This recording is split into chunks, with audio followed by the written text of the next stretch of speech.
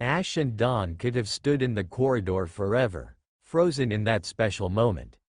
They were finally together. They had finally shared their love with each other and were sharing their first kiss. Everything was lost on the young couple as they held one another, oblivious to the world around them. They were so oblivious that neither heard the clearing of a throat from behind Ash. They were so engrossed with one another that even saying their names, Johanna couldn't get through to them.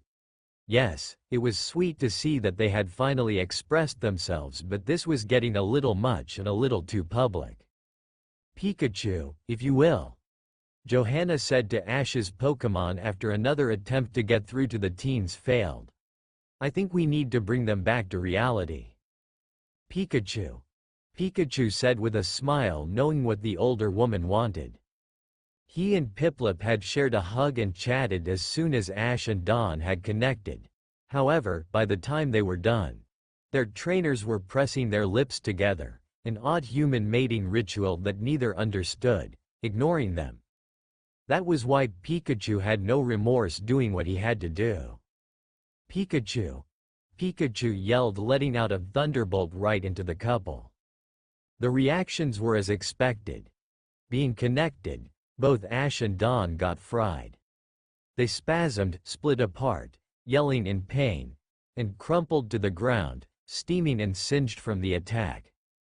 Their hair was standing straight up, something Pikachu knew would earn him the wrath of the Bluenet despite her deserving it, and they twitched for a moment on the ground. Pikachu, was that necessary? Ash asked as he recovered faster, used to it by now. We were enjoying that. My hair! Dawn yelled as soon as she touched it and then glared at Pikachu. What was that for? Couldn't you see we were having a special moment? Yes, I could. Johanna said, snapping the teen's attention to the older woman, and both went bright red at the sight of Dawn's mother there. Several moments, in fact. I got a very good look as I tried to tell you I was here. It was sweet, for the first few minutes, but it had to end as this is a public place. You weren't listening, so I asked Pikachu for help. Pikachu said with a smile showing his lack of regrets. Pikachu. Thanks, Ash said sheepishly, not looking at Johanna. I guess we got a little carried away. Yeah, we did, Dawn said, still blushing remembering the kiss. It is understandable, Johanna said as Ash helped Dawn up and they headed to the dressing room so that Dawn could change and salvage her hair. After all, Ash did come a long way to surprise you. I knew that something special would happen. Wait, you knew that Ash was here? Dawn asked, incredulous. And didn't tell me? Or me? Ash added, surprised that he had been spotted as Dawn sat down and glared at her hair. I thought no one knew I was here. Well, I couldn't ruin it now, could I? Johanna said with a laugh as she went over to help her daughter out, grabbing a hairbrush and attacking Dawn's hair. It was so sweet to see that Ash had come all this way to see you and was being secretive about it that I had to let it play out. As soon as you lost, Ash was out of his seat and going to you before the trophy was presented. I knew then that this would happen. Dawn just blushed as her mother worked on her hair. As they were sorting it out and storing the Pikachu clip away for special occasions, Oshawott decided to burst out of his Pokeball and join them. All they could do was watch with a smile as he and Piplup first glared at each other the way rivals did before they embraced and began playing.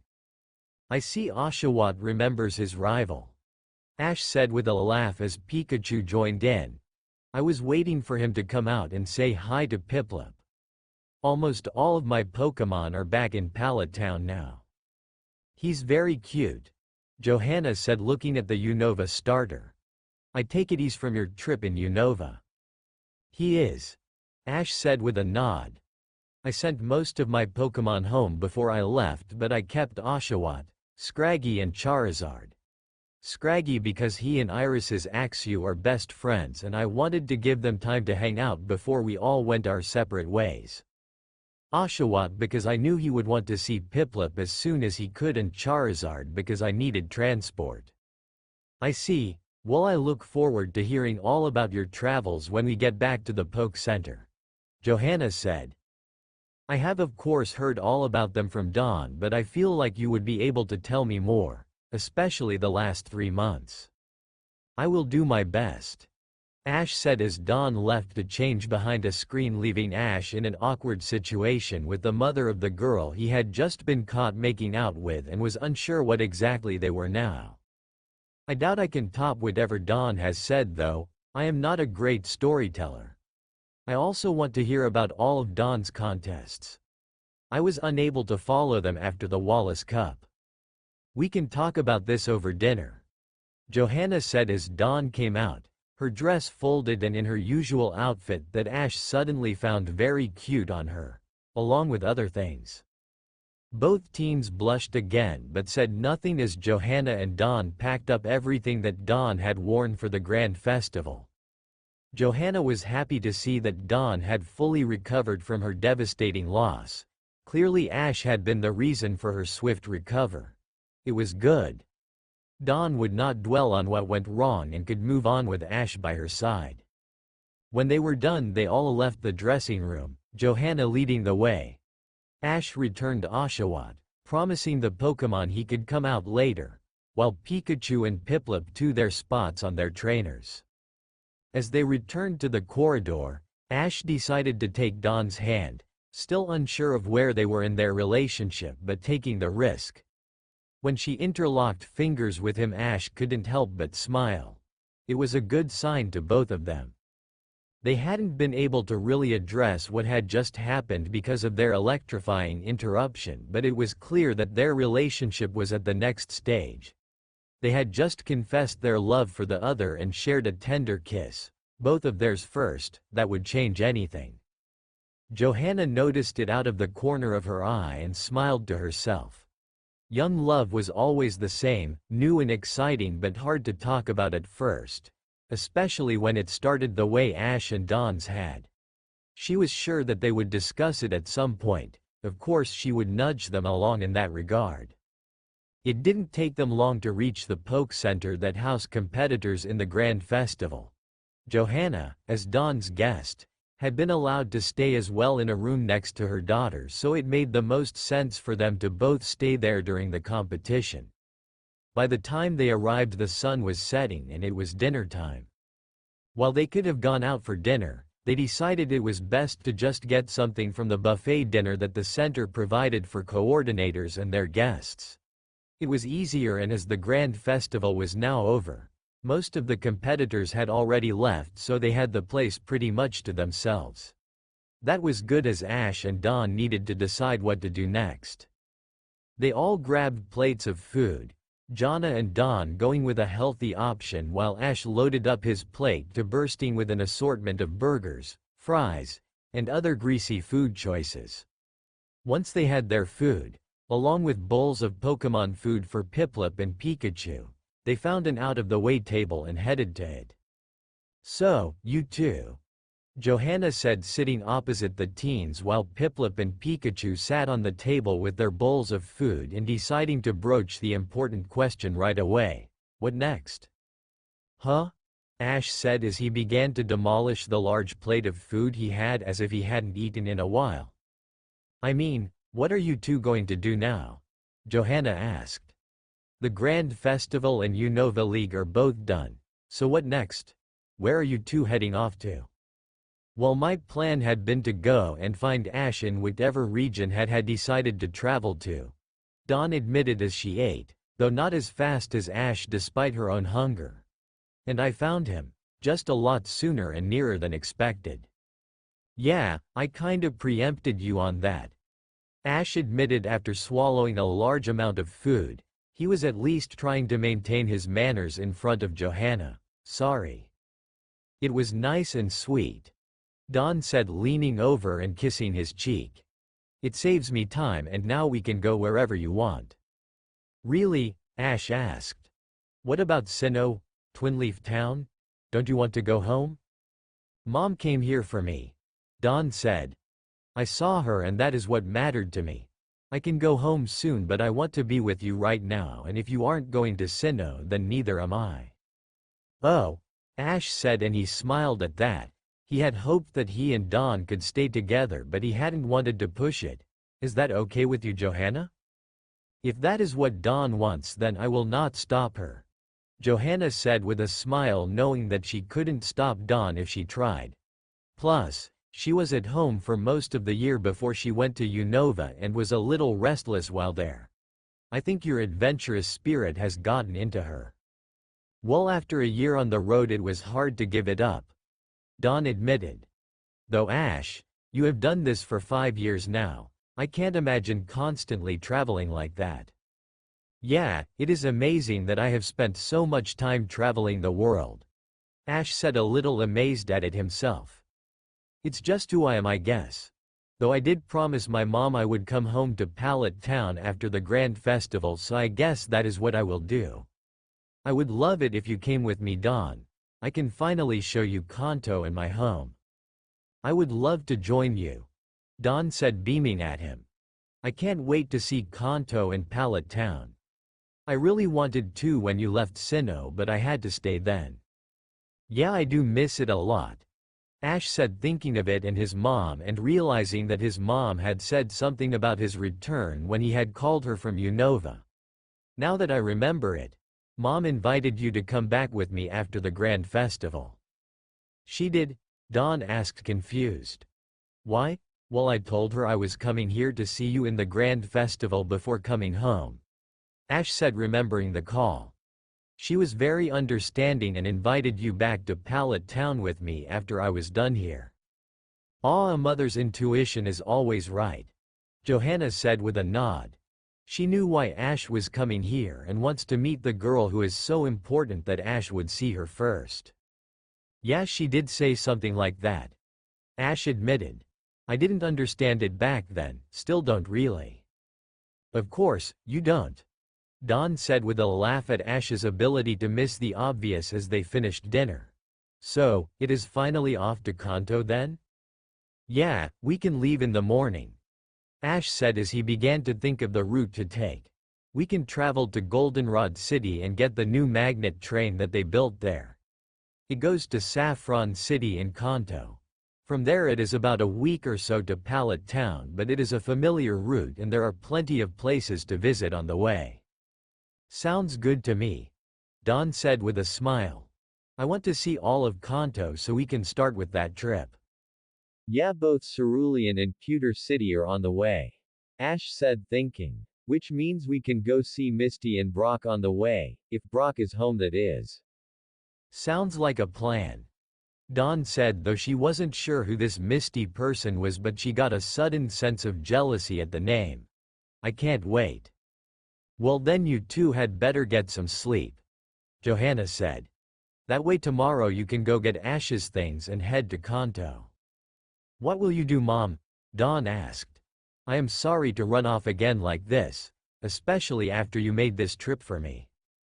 Oh, I have my own plans, dear, just in case you had to go off somewhere when the Grand Festival was over, Johanna said with a knowing look.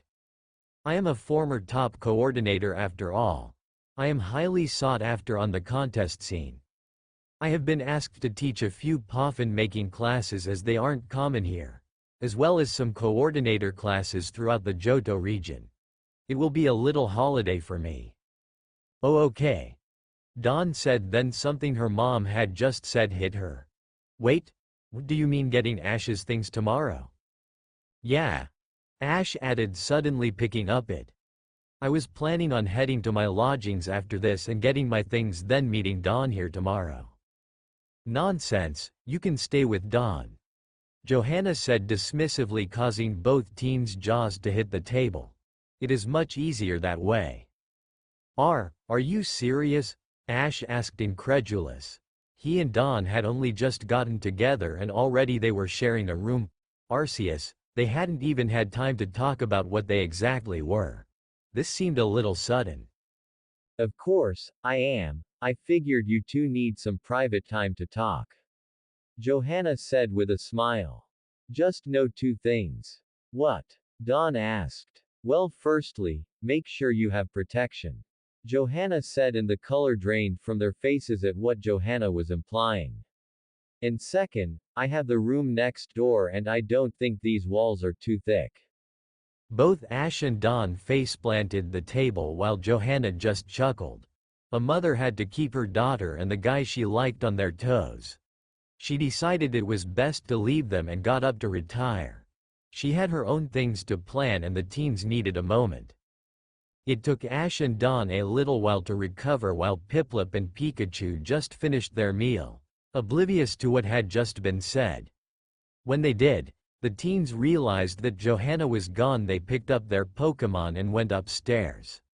They were both still amazed that they could share, though Dawn was really nervous about it, more so than Ash because she knew what awaited them when they got to her room. When they got to the room, Ash saw why Dawn was so nervous. There was only one double bed in the room. That meant that they would have to share it, but then again, if they were to be a couple, weren't they? They would have to share one eventually, so why not start now? Well, I guess we should at least address the Rhyhorn in the room, Ash said as the door closed behind them. Yeah, it has been a bit of a whirlwind, Dawn admitted, blushing and not looking at Ash. We haven't had time to really talk about anything yet. Ash knew what to do. He didn't know how he knew, but he did. He wrapped his arms around Dawn's waist and pulled her into him like before. Dawn just sighed in contentment as she rested against his shoulder. I guess we are a couple now, Ash said after a moment, finally addressing the issue that was still unspoken. I mean, we do love other and we did, share that moment. This is all very new to me. We did, Dawn said with a smile at the memory, and I want there to be many more like that. Same, Ash said, and Dawn looked up at him at that. Ash couldn't resist the girl he loved. He bent down and kissed her again. Dawn smiled and replied in kind, more passionate and heated than before. Soon Ash felt her tongue prodding his lips and he let it in as they wrestled for supremacy. Eventually they had to come up for air and avoid a lightning bolt as Ash could feel Pikachu building one up to stop them. He would have to talk to his friend about not zapping him and Dawn when they were having a moment. Not now though. So, are we official? Dawn asked as Ash rested his forehead against hers. I would say so, Ash said, and they smiled. If that is okay with you. Of course, it is, though I do think we shouldn't rush things, Dawn admitted. This is my first relationship and I want to take it steady, despite loving you and wanting you so bad. It's my first as well, Ash said. I want the same thing, but let's take this at our own pace and see where we go. Dawn nodded and then yawned. Ash couldn't help but chuckle at that. Dawn had had a long, draining, emotional, and eventful day. No wonder she was exhausted and Ash wasn't too alert himself. Well, do you want to change and we can go to sleep? Ash said, and Dawn just nodded and reluctantly broke their embrace. She then went to her bag and grabbed her pajamas. Blowing him a kiss, she disappeared into the bathroom. She wanted Ash to see all of her. She just wasn't ready for that yet. Soon she would, and she would see all of him in return, but only when they were both ready. Ash just stripped down to his boxers and a t-shirt to sleep in and waited for Dawn. Pikachu jumped into a chair in the room, curled up and went to sleep while Piplup sprawled out on the bed expecting to sleep there as usual. Ash smiled at the penguin Pokémon. He was not going to be happy when he was moved. As if on cue, Dawn came out of the bathroom in the same pajamas Ash had seen her wear in Sinnoh. She just shook her head at the now sleeping starter Pokémon and gently picked him up and put him on the chair with Pikachu. She would explain everything in the morning to Piplup. Both ready for bed, the new couple got into bed together. Ash put his arm around Dawn's waist and pulled her close to him. She snuggled up against his chest, happy to be in his arms again and not wanting to leave them. It felt right. At last, they both felt whole. I love you, Dawn, Ash whispered. I love you too, Ash, Dawn replied. Nothing more was needed as they both fell asleep in each other's arms, content and happy. In the morning they would make the trip to Kanto and begin their new journey together. Neither could wait for what laid ahead of them on their new journey as a couple. Piplup stretched and yawned as he slowly regained consciousness. The day before had been a long and stressful one for both he and his trainer, so he had been out as soon as he hit the bed. They had put in so much effort to get to the final of the Grand Festival, and while Piplup had been sidelined for the finals, he had expected them to win. Alas, they hadn't. That bratty coordinator with the frustratingly annoying, wannabe Pikachus, had toyed with Dawn and then beaten her. Piplup didn't know how close it was, but he had picked up enough to know that it had almost gone the other way, and that annoyed him the most. They should have had it. He had of course wanted to be there for Dawn when it was over. He was her protector, her rock, her closest friend, and he would do whatever he could to make her happy again. He was going to do just that when he saw Pikachu and knew what was up. The male who his trainer had long ago selected as her mate had arrived to be there for her, and Piplup knew that there were some things a mate could do that he couldn't. Still, he had been confused by their odd mating ritual. It was too extensive, too complicated, and too confusing to make sense to him.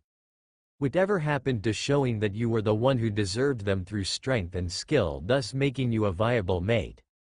That was what he and his rival Oshawott had done with each other over that beautiful Meloetta, and that was what Dawn should have done for Ash back when they traveled with him and Pikachu.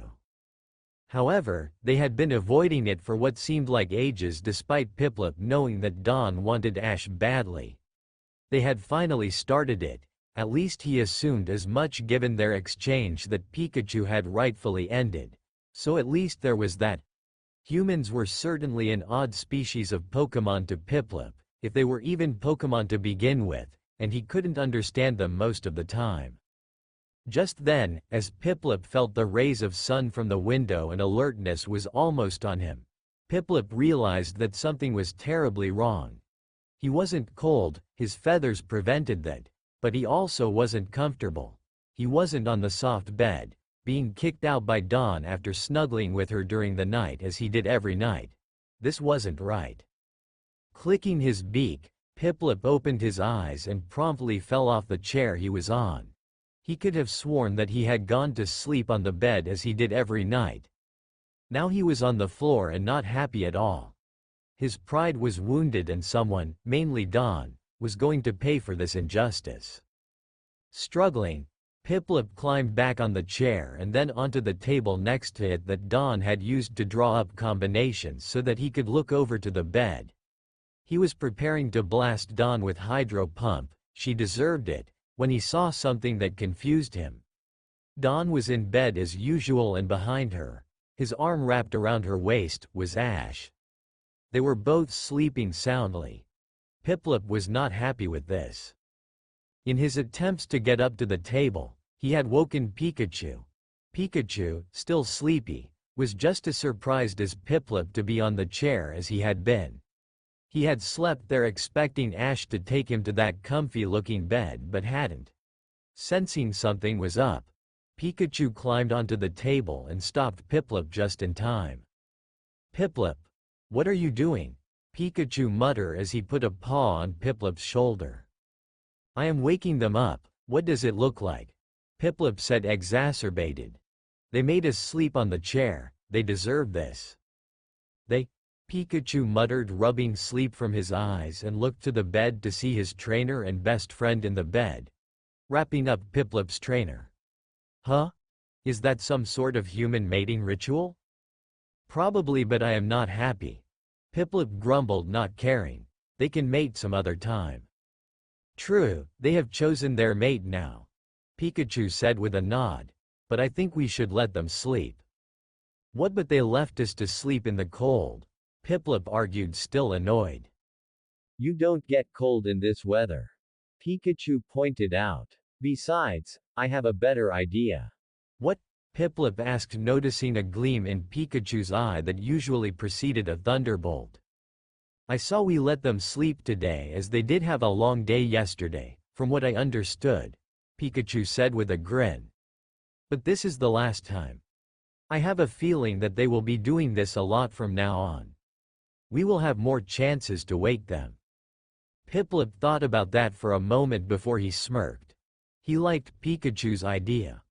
Lull them into a false sense of security and then when they least expected it, pounce. It had a deviousness that would be good for his justice. Alright then let's plan. Piplup said grinning. We have to make sure that they learn their lesson. Might take a few lessons for it to sink in, so we need a few plans. Pikachu nodded and the two friends hopped down and huddled in a corner to plan. They would get the others involved in time to help them out. For now, they would take the lead. Let their humans sleep, it would be their last pleasant wake-up for a while. Dawn yawned as she slowly woke up, keeping her eyes closed and smiling as she did. She felt warm, safe, comfortable and happy despite the heartbreaking loss yesterday. It was because she had just had the most amazing dream. Ash had surprised her at the grand festival. He had comforted her in her loss. He had held her tight and she had finally confessed her love to him. Then he had told her he loved her too and they had kissed. It had been an amazing dream. Shame that it was just that, a dream.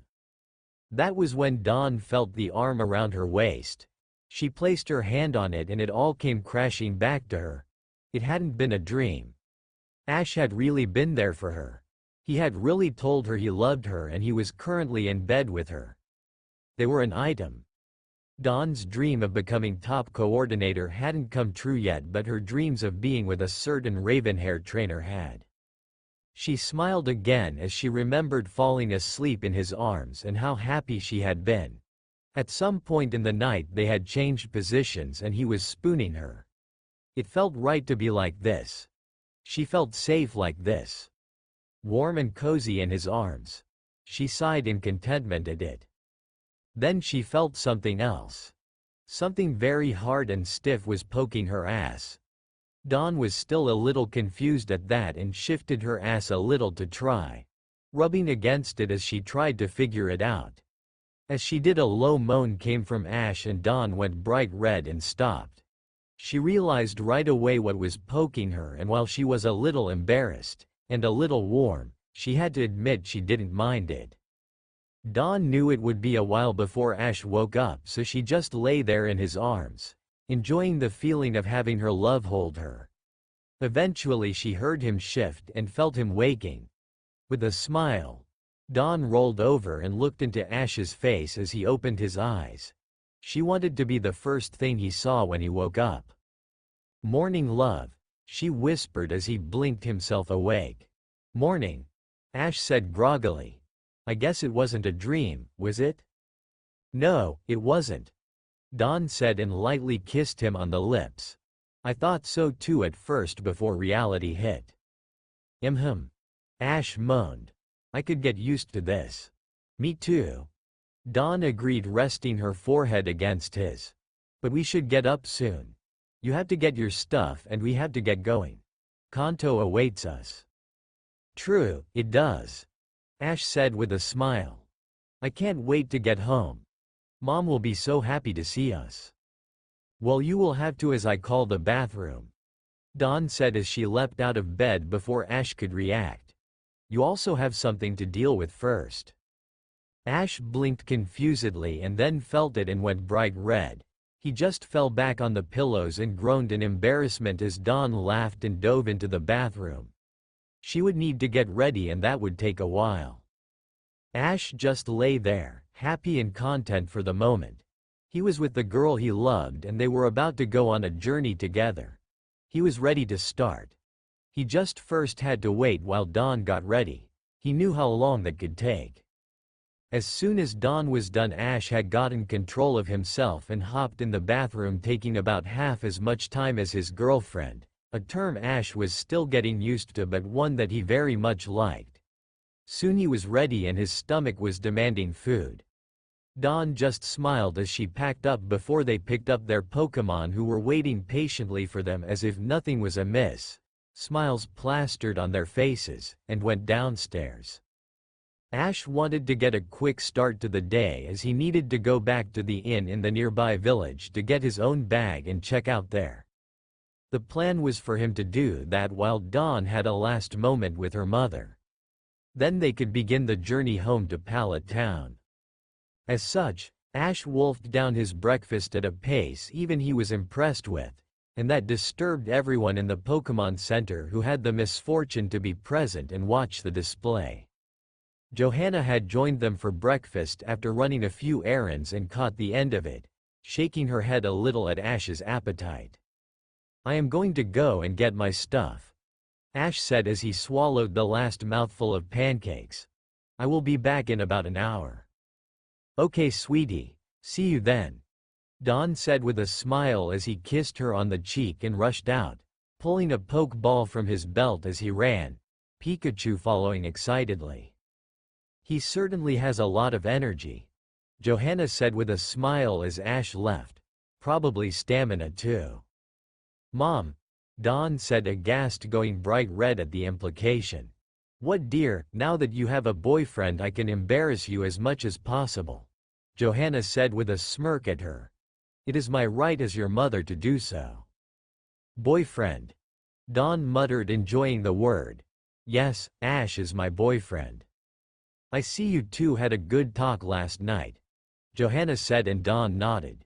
"Good, I was a little worried when I didn't hear anything. Can I assume you just went to bed?" "Yeah, we did, it was a long day yesterday," Dawn admitted. "We had a talk and then passed out, we were both exhausted." "Good, then I can give you these for your journey," Johanna said as she pulled out a bag from the local pharmacy and passed it over to Dawn. "I know how teenagers in love and with rampaging hormones can be, so these are to be safe for when the time comes." Dawn quirked an eyebrow and looked at the bag. Her face first went bright red again and then drained as she saw what her mother had bought her. Quickly, she put them in her bag, hoping no one had seen what was inside it. "Mom, did you have two?" Dawn asked quietly, looking around nervously. "What, dear? As much as I want grandkids someday, you are too young," Johanna said. "That is why I went to the pharmacy for some birth control pills. I still have your prescription from when you were on them for acne, and condoms. You can't be too safe now, can you? Just remember, you have to take that pill as instructed for it to work." "I know," Dawn said, going red. At least her mom had done this without Ash present. "I remember the talk very clearly." "Good, just be careful, dear," Johanna said. "Now let's go and wait for Ash. I think you will be impressed by his Pokémon when he returns." "I am always impressed by him," Dawn admitted as she made sure what her mother had bought her were hidden in her bag before getting up. She would take the pill as she knew that her and Ash would eventually give in to their desires, so she had to be ready just in case the other protection was unavailable at the time. She couldn't wait for that, but they would take their time and do it when they were ready. Dawn and her mom left the Pokémon Center and Johanna directed them to a large open area nearby. This confused Dawn a little, but she went with it. Her mom then gave her a hug and said goodbye as she had to go. She had a ride waiting for her to Olivine City, where her first set of classes were. She told Dawn to give her love to Ash and reminded her to stay safe, in more ways than one. "No need to worry, Mom," Dawn said with a smile. "But dear, that is when I worry the most," Johanna replied before hugging Dawn one last time and heading away while Dawn waved. It wasn't long after Johanna left that Dawn spotted a shape in the sky flying towards the Pokémon Center. It was a large, winged, orange and yellow Pokémon flying with the sun on its back, but she could make out that it was heading for her. She had to take a step back as it sped in and landed gently a few feet away from her. Dawn could only marvel at the powerful Charizard that had arrived with Ash on its back. "Thanks, Charizard," Ash said, dismounting and patting the Pokémon's neck. "I want you to meet Dawn. The reason why we traveled so hard to get her. Dawn, meet one of my first Pokémon, Charizard, though he was just a Charmander back when I first met him." "Hi," Dawn said, looking up at the majestic, fully evolved, Kanto starter, Piplup on her head, eyes wide at the sight of the powerful lizard. Dawn's my girlfriend Charizard, Ash said as he met Charizard's teal-colored eyes. She will be with us from now on. Pikachu. Pikachu said in support of Dawn. Charizard just looked down at Dawn as she smiled and waved up at it. A little nervous given the power of the Pokémon.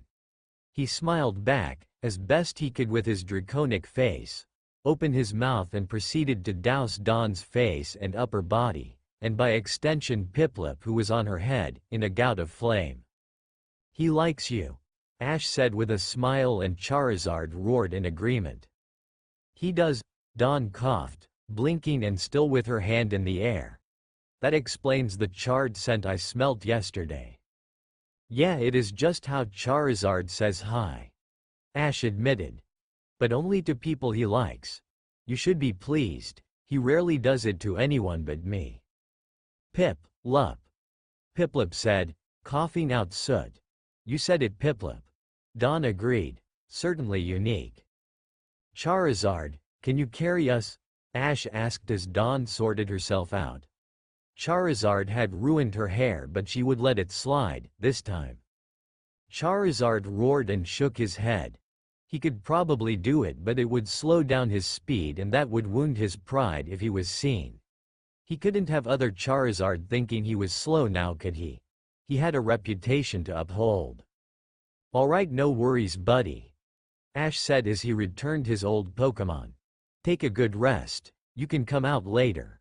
Well, shall we get going? Lead the way, Mr. Ketchum, Dawn said as soon as she was ready. I am all yours. Ash just smiled, pulled her in for a quick kiss and then set off at a fast pace.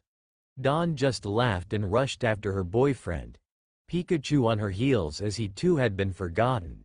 She couldn't wait to see Pallet Town and all the adventures on the way. It took them 2 weeks of walking to reach Goldenrod City.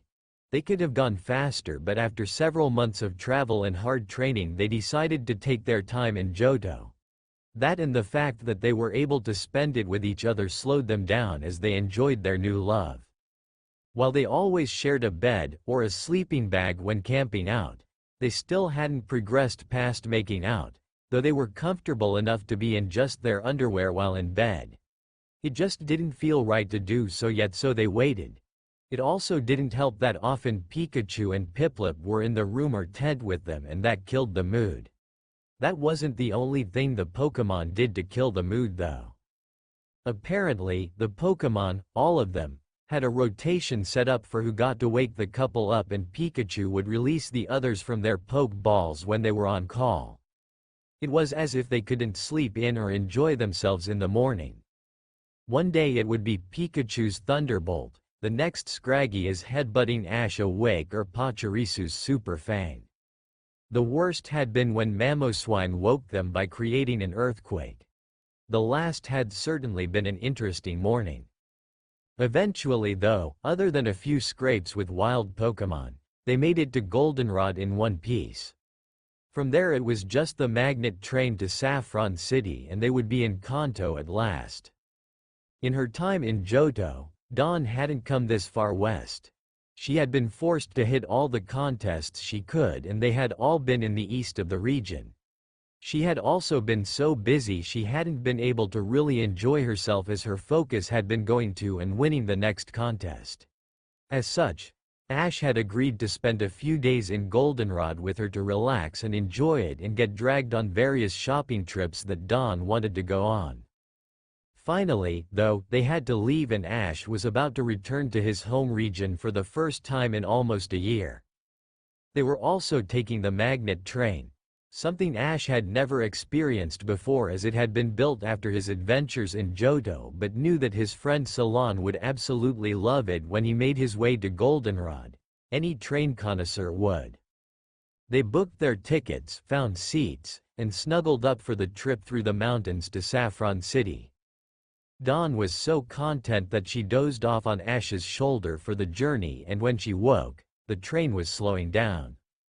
"Come on, Dawn, wake up," Ash said, gently waking her up. We are here. We are, Dawn said, a little groggy as she blinked the sleep from her eyes. Ash nodded as he got out of his seat. Then he helped her up as they got their stuff and headed to the exit, Pikachu and Piplup on their usual perches, and left the train hand in hand. Yup, Ash said as they set foot on the platform in Saffron City and Kanto soil. We are here, welcome to Kanto, Dawn. So, who exactly is Misty?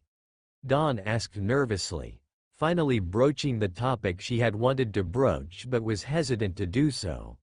You've mentioned her but haven't really told me anything about her. Oh, she's great, Ash said, completely clueless to his girlfriend's worries. The first friend I made on my journey and my first traveling companion. Dawn sighed. She loved Ash and his cluelessness was one of the many traits about him that she found endearing, but at times, especially when talking about other women, it could be tough when he didn't realize the issue at hand. Still, Dawn persevered. They were going to see Misty today and she was important to Ash, so she needed to know about the other girl. They were in Cerulean City, holding hands as they walked to the gym. They had gotten into the city late last night and immediately headed to Pokemon Center for the night. They had come straight from Saffron as the walk took less than a day, but it had been long and they were too exhausted to do anything once they reached Cerulean. Misty could wait, they needed their sleep first. The only downside had been that their room had 2 sets of bunk beds rather than a double bed as the couple had wanted. That meant that they couldn't comfortably share a bed like they were now used to and had to make do on their own. By contrast, Pikachu and Piplup were thrilled to get beds to themselves and slept soundly in them. That at least meant that no one woke them up that morning, so they got to sleep in for the first time in a while. After breakfast, and a little break to digest the amount that Ash ate, they had finally decided to head to the gym and see Misty. Ash hadn't told Misty that they were here as he wanted to surprise her, same with Brock for when they got to Pewter City in a few days, so they were about to startle an old friend. It had been on the way that Dawn had found the courage to finally ask about Misty. She knew she had to ask. Misty was Ash's friend and so Dawn would have to get to know her, but that didn't mean she didn't regret it. So how did you meet? She asked as casually as possible. It was on my very first day as a trainer, Ash said, then got a little sheepish at the memory. I ran into her and borrowed her bike to escape a flock of pissed off Spearows that I had been the one to piss off. Then Pikachu kind of fried it to a crisp while protecting me. What? Dawn said with a laugh despite her worries. You fried Misty's bike as well? Yup, and Maze if I am being honest, Ash admitted. Not Iris though, she didn't have one. Instead, Pikachu just shocked her because she was a little too aggressive with her affection. Pikachu. Pikachu said, equally as sheepish from Ash's shoulder at his unhealthy habit of destroying girls' bikes. So, it is a trait that you like to fry girls' bikes to symbolize a new region, Dawn said teasingly. Or at least fry the girl. Apparently so, Ash said with a shrug. Though at least you knew it was a mistake and didn't hold it against me. Or even tell me for a while, as I didn't know at first. Misty was furious. She is known for her temper and short fuse, and in that case she was justified. She demanded to tag along until it was fixed. May used it as an excuse to join me. I see, so what you're saying is that I am better than them because I knew it was an accident, Dawn said with a smile. And didn't use it as an excuse to spend time with you. Good to know. Was all Ash managed before Pikachu hit him on the back of the head to shut up while he was ahead. So, she hated you at first? Dawn continued, ignoring the fact that Pikachu had prevented Ash from putting his foot in his mouth. Yeah, we butted heads a lot early on, Ash said, remembering back to his earliest days. Kinda like you and me, but differently 'cause it was over different things. Misty was already a trainer with 3 Pokémon when I met her, so it was more about our personalities than training. We had some good banter back then. I see. Dawn said, trying not to feel jealous of Misty for her time with Ash and deciding to move on to something less uncomfortable. So, if she is a trainer and a gym leader, she must have a specialty. What is it? Water. Ash responded immediately, and Dawn wasn't that surprised as the girl sounded like the kind of person to go with one of the more fluid types. She absolutely loves the type. Maybe not as much as Gardenia and grass Pokémon. No one loves a type more than her. Dawn said, shuddering at the extreme level of love Gardenia had shown for grass Pokémon. I honestly worry about it at times. Her obsession is not healthy. But Misty is probably the second most enthusiastic about her type of anyone I know. Ash continued. She claims that there isn't a water type that isn't cute. So long as a Pokémon is a water type, it is cute to Misty and she will try to catch it. Kinda like Iris with dragon types, I guess. Wow, even Pokémon like Tentacruel or Gyarados? Dawn asked, thinking over 2 of the more monstrous and scary water Pokémon she knew. She thinks they're cute. Even them. Ash confirmed with a nod. We actually have a long-standing argument over Tentacool and Tentacruel. Misty is the only person I know who thinks they're cute and defends them without hesitation.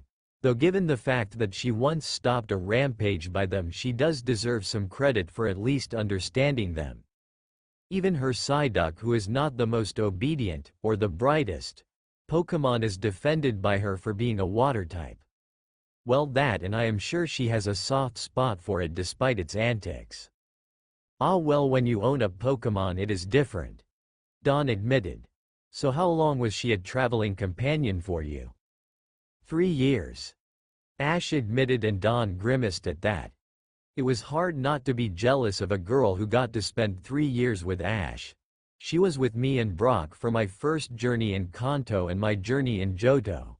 She was also with me in the Orange Islands that I went on in between the 2 regions, but Brock wasn't with us for that adventure.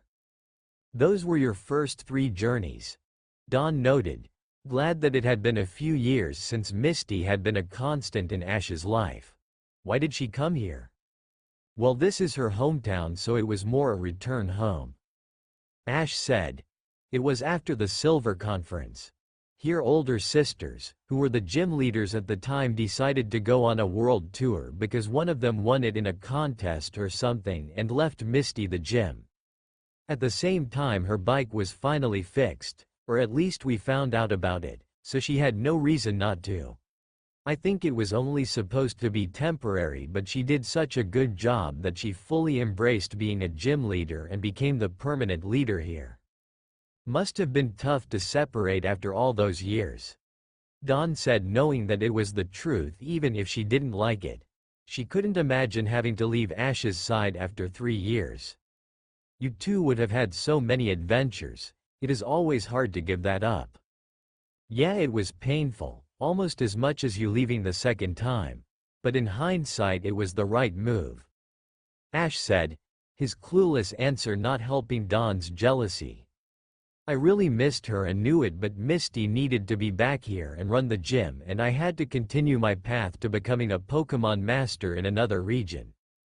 Plus, I knew I would see her again whenever I was home, as we are only a few days from Pallet Town, so it wasn't as bad as leaving you. Dawn didn't have anything more to say after that and just processed all that she learned. It was certainly tough to hear her boyfriend talk about another girl in that way, but it also made her happy in a way. Ash had felt like this after 3 years with Misty. He had felt a lot more after only a year with her and had just said as much. It meant that she was really special to him.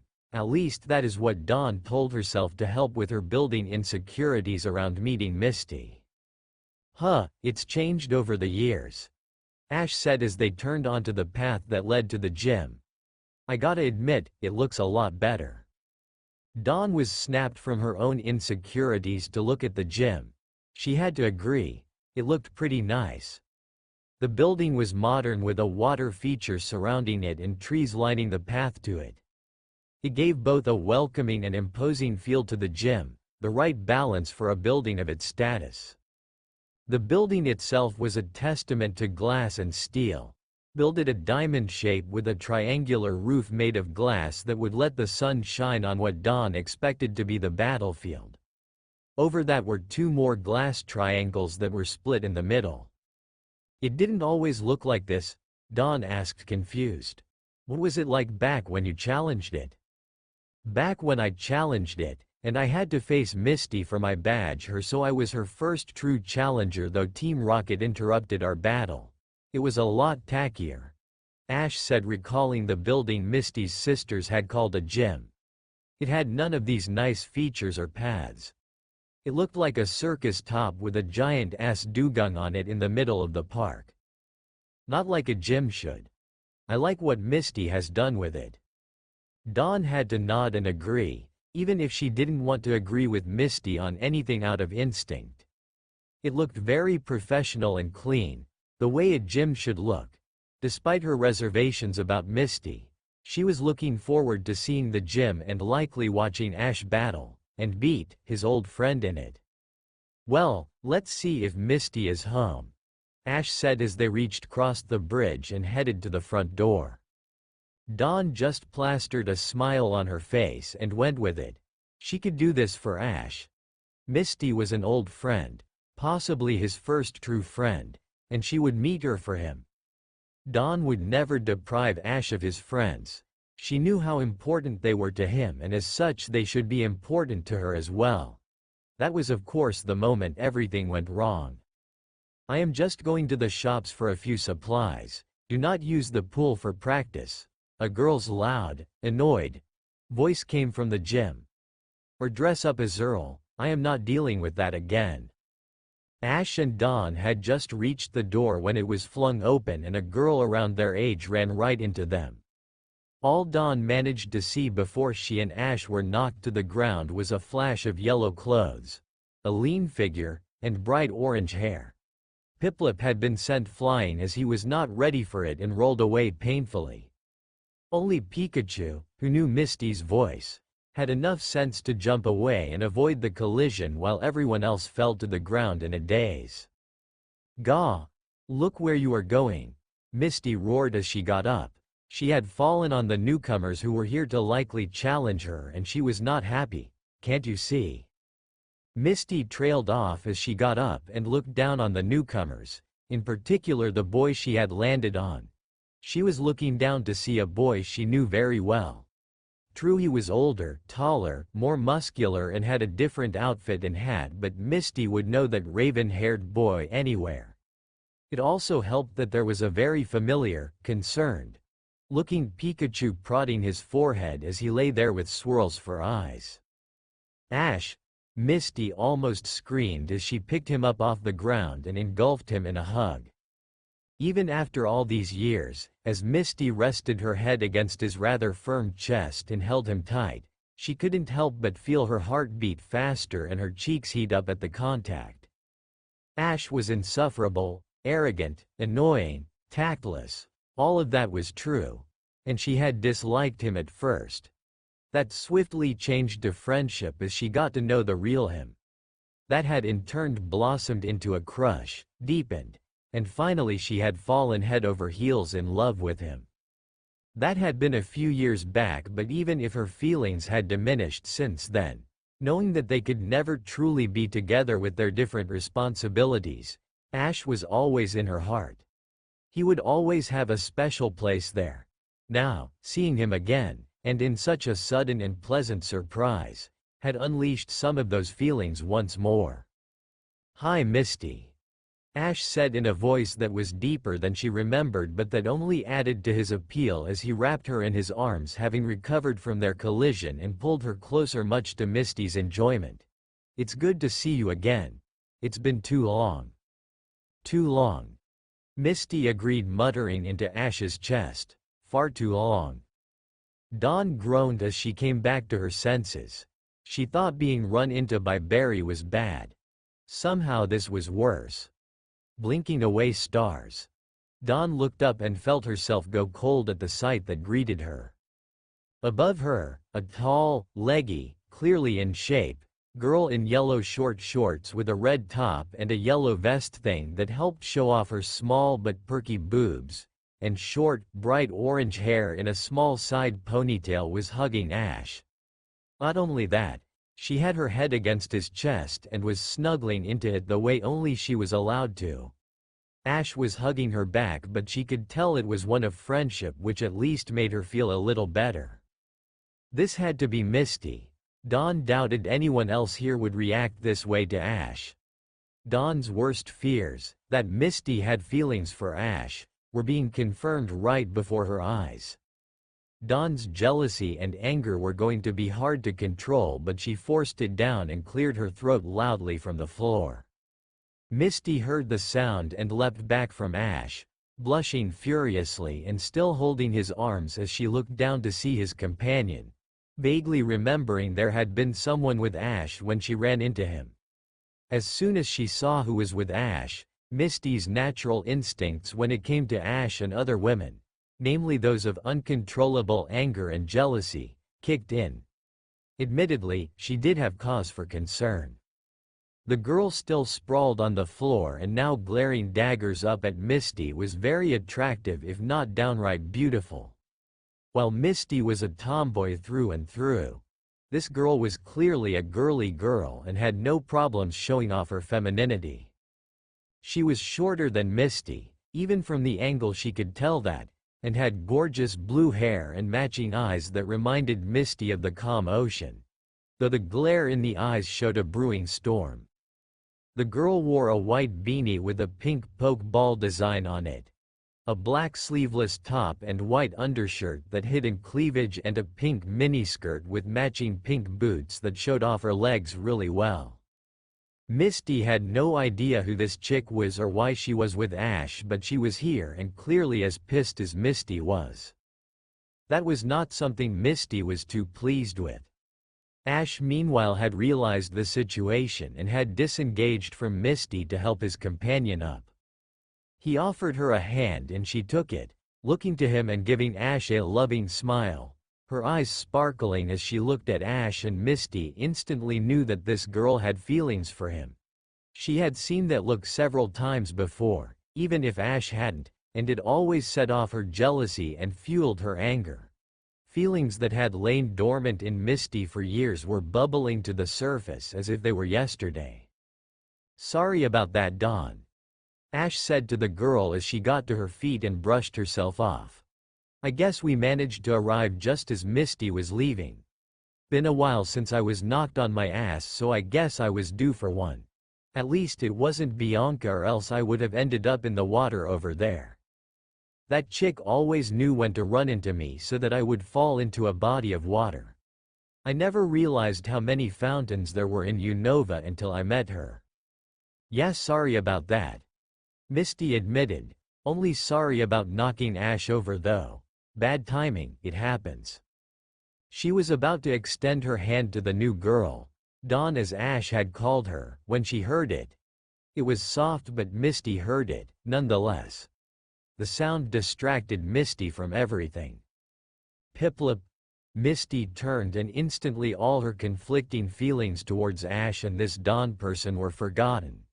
On the ground near them, getting up and looking around a little dazed, was of all things a Piplup.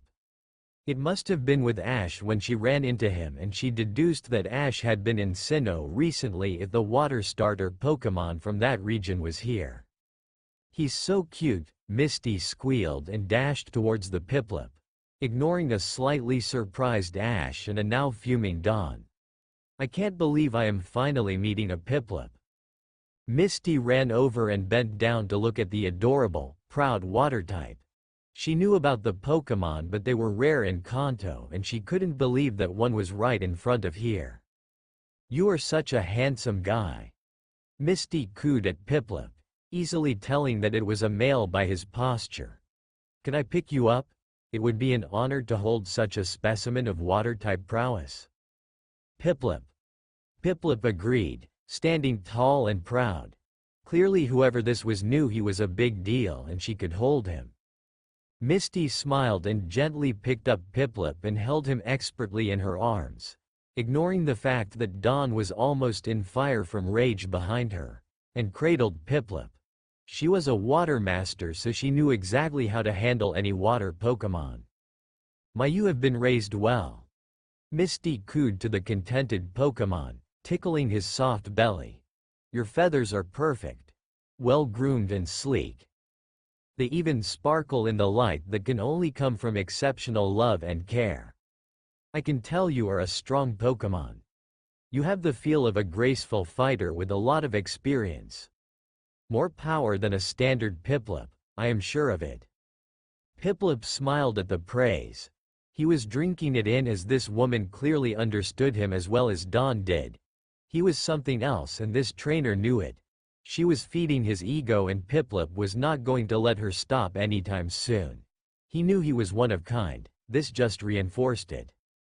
"I guess Ash found you in Sinnoh," Misty continued.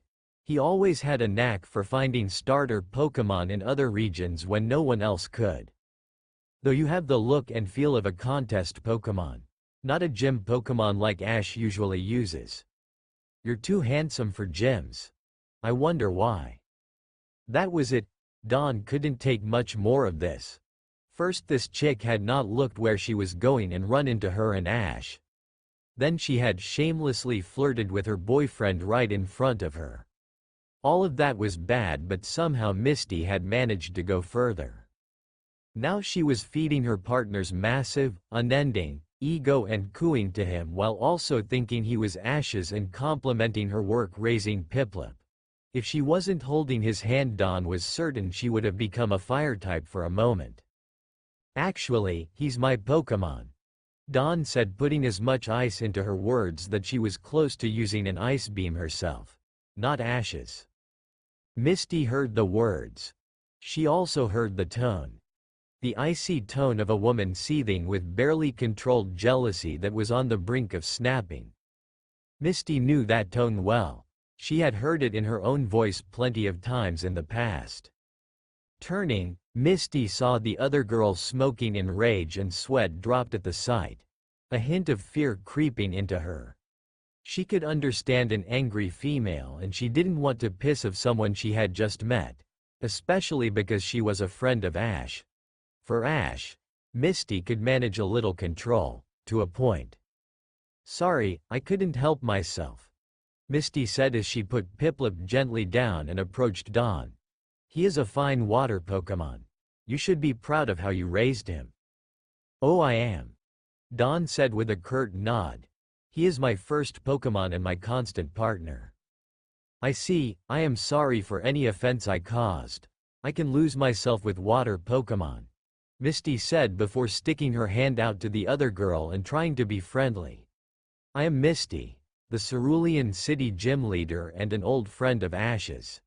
Any friend of Ash's is a friend of mine." "Pleased to meet you, I'm Dawn," Dawn said, taking Misty's hand in a firm grip and looking her dead in the eye before adding two words that Misty never thought she would hear next to each other. "Ash's girlfriend." The other girl was still holding Misty's hand as her words sunk in. Misty could feel a tick in her left eye, and the vein in her forehead started bulge dangerously. Ash's girlfriend. The idea was so preposterous, so ludicrous that had her jealousy not decided to take hold of her, Misty would have laughed at the idea. Then she looked down and saw that Dawn was still holding Ash's hand, their fingers interlocked. Ash had also not said anything at all and was blushing, something she had almost never seen the trainer do before. Both were tells that Dawn was telling the truth. "His girlfriend," Misty said slowly, her tone as icy as the Aglaile's body. You are Ash's girlfriend?" "Yes, I am," Dawn said, a smirk on her face, and Misty knew that Dawn had gotten under her skin. "It really is a pleasure to tell you that. Ash has a girlfriend," Misty said, not realizing she was still holding Dawn's hand, but they were both tightening their grips as they spoke. "There is no way. No way someone as dense as Ash Ketchum could manage that." Ash wouldn't know a girl if she hit him in the head with an attract attack. Actually it is true, Misty. Ash said, finally speaking. Dawn and I started dating about 2 weeks ago. What? Misty roared as her anger and jealousy finally burst and took full control of her, causing her to let go of Dawn's hand in the process.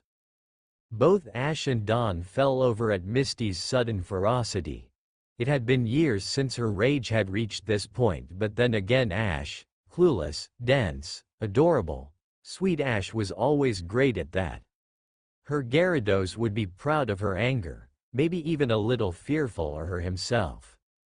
You, Ash Ketchum, the densest, most clueless, most ignorant person when it comes to love in the world, have finally gotten a hint. Misty yelled, turning her wrath on Ash and finally admitting her feelings to his face. 3 years. 3 fucking years I dropped you hints. 3 years I was as clear as I could be, short of stripping naked and doing the hula for you with Ash Take Me tattooed across my chest, and you still didn't get it. Now you come here, with a girl who I have never met and who I have no idea how you two knew each other, and yet she has somehow gotten through your thick skull when I couldn't. I am not sure what you are talking about, Misty. Ash admitted. He always got a little lost when Misty gave into her volcanic temper and zoned out a little. I met Dawn my first day in Sinnoh 2 years ago. She saved Pikachu from Team Rocket and then asked to travel with me and Brock. That's how we met. Oh, I am going to have words with that lover boy about this when I next see him, Misty said before picking up the timeline. Wait. 2 years ago? You said you have been dating for 2 weeks. Well, yeah, you see. Ash began in his adorably sheepish way that in any other situation would have calmed Misty down. When I was done in Sinnoh, Dawn had to stay behind, so I moved on to Unova where I challenged the league there. While there I ran into Dawn there again and I realized how much she meant to me when she left again. And after being called on it 3 months later, I realized how I felt about Dawn. Called on it? Misty asked, seething. You were called in feelings and it got through? Yeah. Ash said, not sure what Misty was angry about. My friend Iris said I had a crush on Dawn when I decided to go and watch Dawn in the Johto Grand Festival after I was knocked out of the Virtus conference. She called me out and after some thought I realized it was true. This Iris, she needs to be rewarded and slapped for this. Misty growled. So you finally noticed a girl, not me but a girl. Then what did you do? I know you, Ash. You would have done something rash that was really sweet at the same time. You could say that. Ash admitted, still unsure why Misty was so angry. I went straight there to see Dawn in Johto. Then, in the aftermath of her loss in the finals and while I was comforting her, Dawn told me she liked me as much as liked her. After that we became an item. We are on our way to Pallet Town, so I thought I would show Dawn a bit of Kanto and meet my friends here. Friends? Misty said, the vein in her forehead very noticeable, her jaw grinding out the word. Yes, that is all I ever was to you. Friends. I understand why we had to part ways even if I didn't like it one bit, but that didn't mean I stopped having feelings for you, you idiot. Now you bring a girl here, a girl you traveled a long way to see and who somehow managed to pierce that skull of yours. How do you think I would feel? That you would be happy to see me and meet Dawn. Ash said, unsure what Misty wanted. It has been a while, so I thought it would be nice to visit. He is speaking the truth, Dawn said, stepping up for Ash, who was clearly not getting what Misty was saying even if she was. I tried to drop really subtle hints in Sinnoh after I realized I liked him, but it didn't work and I tried to move on.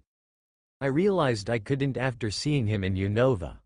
When he came to Johto for the Grand Festival and comforted me after I lost in the final, I finally confessed my love to him, and that is what got through to him. Subtle hints won't work on Ash, Misty said, her anger still raging. Even obvious ones don't work. I swear, Brock's Onyx has a thinner skull than Ash does. Anyway, stay out of this. This is between me and Ash, it doesn't concern you. Dawn seethed as Misty ignored her and turned her anger back to Ash. She had been worried about seeing Misty because of how important she was to Ash's past, but it was that importance that had allowed Dawn to push down her own worries and meet Misty. However, she had not expected this. Dawn had had a gut feeling that Misty at least previously liked Ash, though Dawn was a little surprised that Misty still had feelings for Ash. He did have a certain appeal that drew a certain person to him, and Dawn had to admit that she and Misty were similar enough to both fall for Ash. However, now she was being unreasonable and was now going off on a massive rant that was way over Ash's head. She needed to end this, now. Despite Misty's words, Dawn was very much part of this.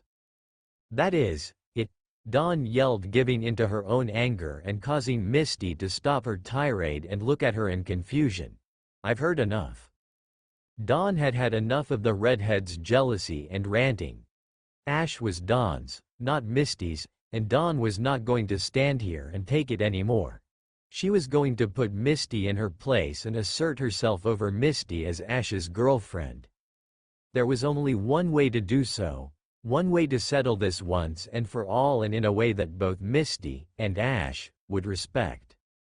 Squaring her shoulders and taking a deep breath to settle herself for what she had to do, Dawn met Misty's glare and pointed a finger into the taller woman's face. Dawn had never felt so confident or assertive as she did when she next spoke. Misty, I hereby officially challenge the cerulean gym. Ash just blinked in utter surprise at his girlfriend's sudden announcement. He had no idea what had caused Dawn to issue her second gym challenge, and against Misty of all people. It was totally out of character, and Ash was still trying to process it. In fact, Ash had no idea what was going on. Misty was angry about something. He usually toned her out when she got like that, as it was easier to just let her tire herself out than to actually deal with her. In addition, for some reason Dawn had not taken to Misty, and the situation had deteriorated to this point. Still, Ash was not going to pass up the chance to watch a gym battle, especially one between his girlfriend and his oldest friend. Misty also blinked in surprise, her anger momentarily gone at the sudden and unexpected challenge from the Sinnoh native who had managed to unlock Ash's heart. Misty had to admit, it was a bold move for a coordinator. She had figured that out from Ash's explanation. To challenge a gym leader from a different region to an official battle in her gym after just meeting her. It showed that Dawn at least didn't lack courage. The fact that Dawn had done it to assert her dominance over Misty in regard to Ash, something not lost on the redhead, only added to the challenge. Misty saw Dawn as rival. Anyone who liked Ash was in some way a rival to her. But she respected the blue-haired girl for her willingness to defend her claim. Misty met Dawn's steely gaze and looked into her blue eyes.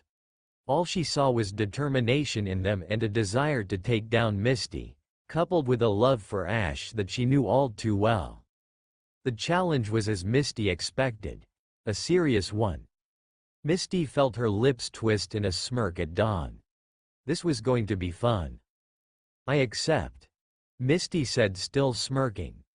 Not a usual challenge, but it's a challenge. This will be different. Oh, it will be.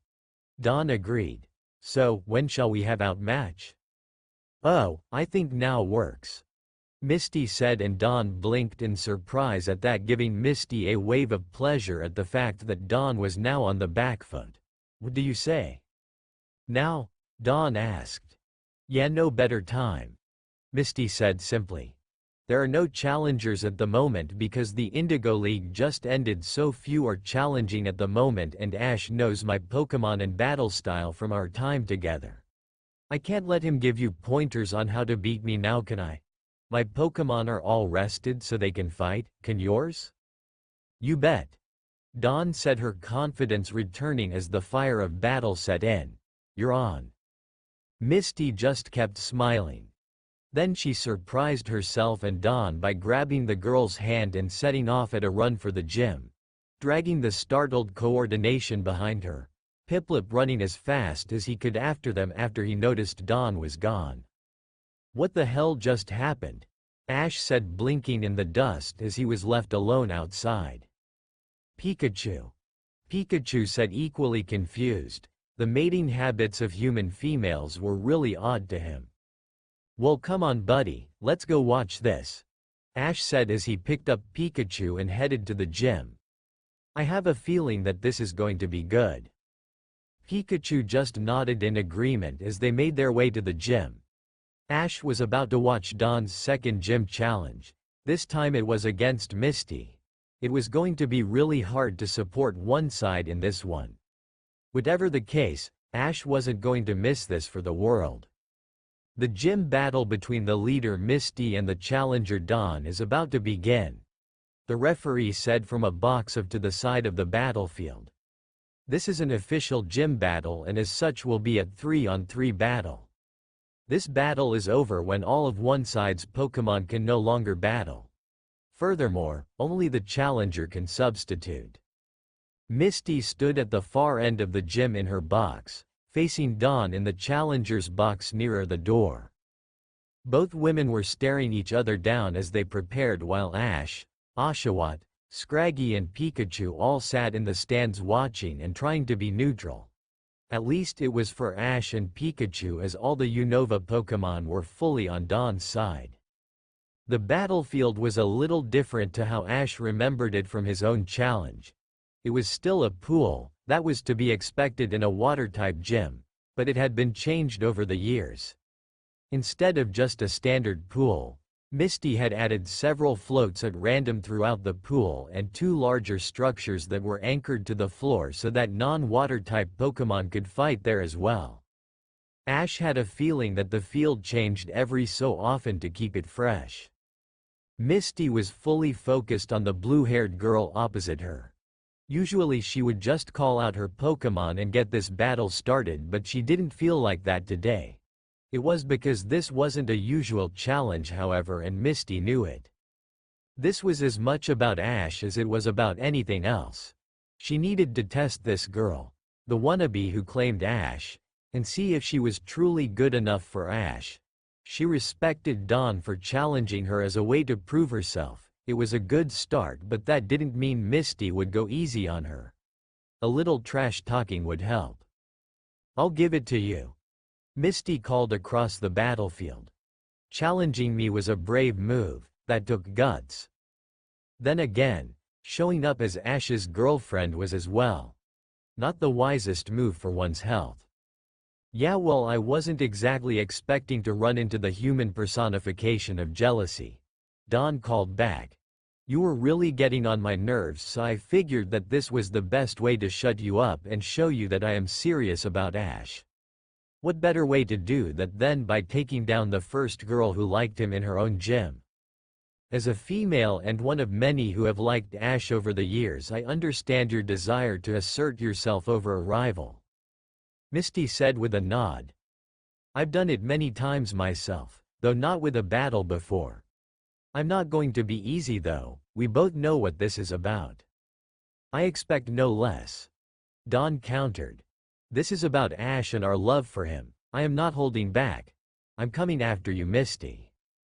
"Neither am I," Misty agreed. "Though if you are going to continue this streak, know this. I may be the first, but I am far from the last girl who will feel threatened by you. You're going to have your work cut out taking down both the known and unknown girls out there who want what you have." "Good, I want you to feel that," Dawn said back, much to Misty's annoyance. "You should be threatened by me. I am Ash's girlfriend, no one else is, and I will make it clear to anyone even if I have to beat it into you." Getting through his thick skull is something I am envious of, Misty admitted, trying to throw Dawn off a little. The girl was truly serious about her threats and Misty was struggling not to respect it. "I tried many a time and failed every time. I may be letting my jealousy take over, but I do fight well when it comes to dealing with Ash's love interests, and this time I have added incentive. This is my first, I expect I will be the same in time," Dawn said as she pulled out a Pokeball. Now are we going to do this, or are we going to chit-chat about how much we both like Ash but how I was the one who landed him, or are we going to do this? Misty growled at that. This girl was good. She was quick on her feet and sharp. It grated Misty, but it was also a good sign. Perhaps, if Dawn could beat her, Misty could concede that someone out there other than her was good for Ash. Perhaps. Dawn would have to prove herself first though. Staryu, I choose you, Misty said, throwing her Pokeball and calling out her usual first Pokémon. This will be like old times, my friend. Dawn blinked at the new Pokémon that appeared on the float in front of Misty. She had never seen anything quite like it. It was a brown, 5-point star with a yellow center and glowing red crystal that Dawn assumed was its eye. Or at least how it sensed things. It stood on its lower two prongs so that its top prong pointed to the ceiling and waited for her. What is that Pokémon? Dawn asked, pulling out her Pokédex to check it out as Misty smirked.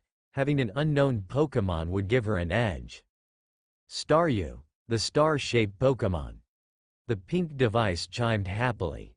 If its body is torn, it can grow back if the red core remains. The core flashes at midnight. Huh, well, it has to be a water type. Dawn muttered as she threw her first Pokeball. She had already decided who was going first regardless. It was time to show Misty what she was made of. Pachirisu, Spotlight. Now it was Misty's turn to be confused as the new Pokémon burst forth its ball and landed on the float in front of Dawn with an excited chitter.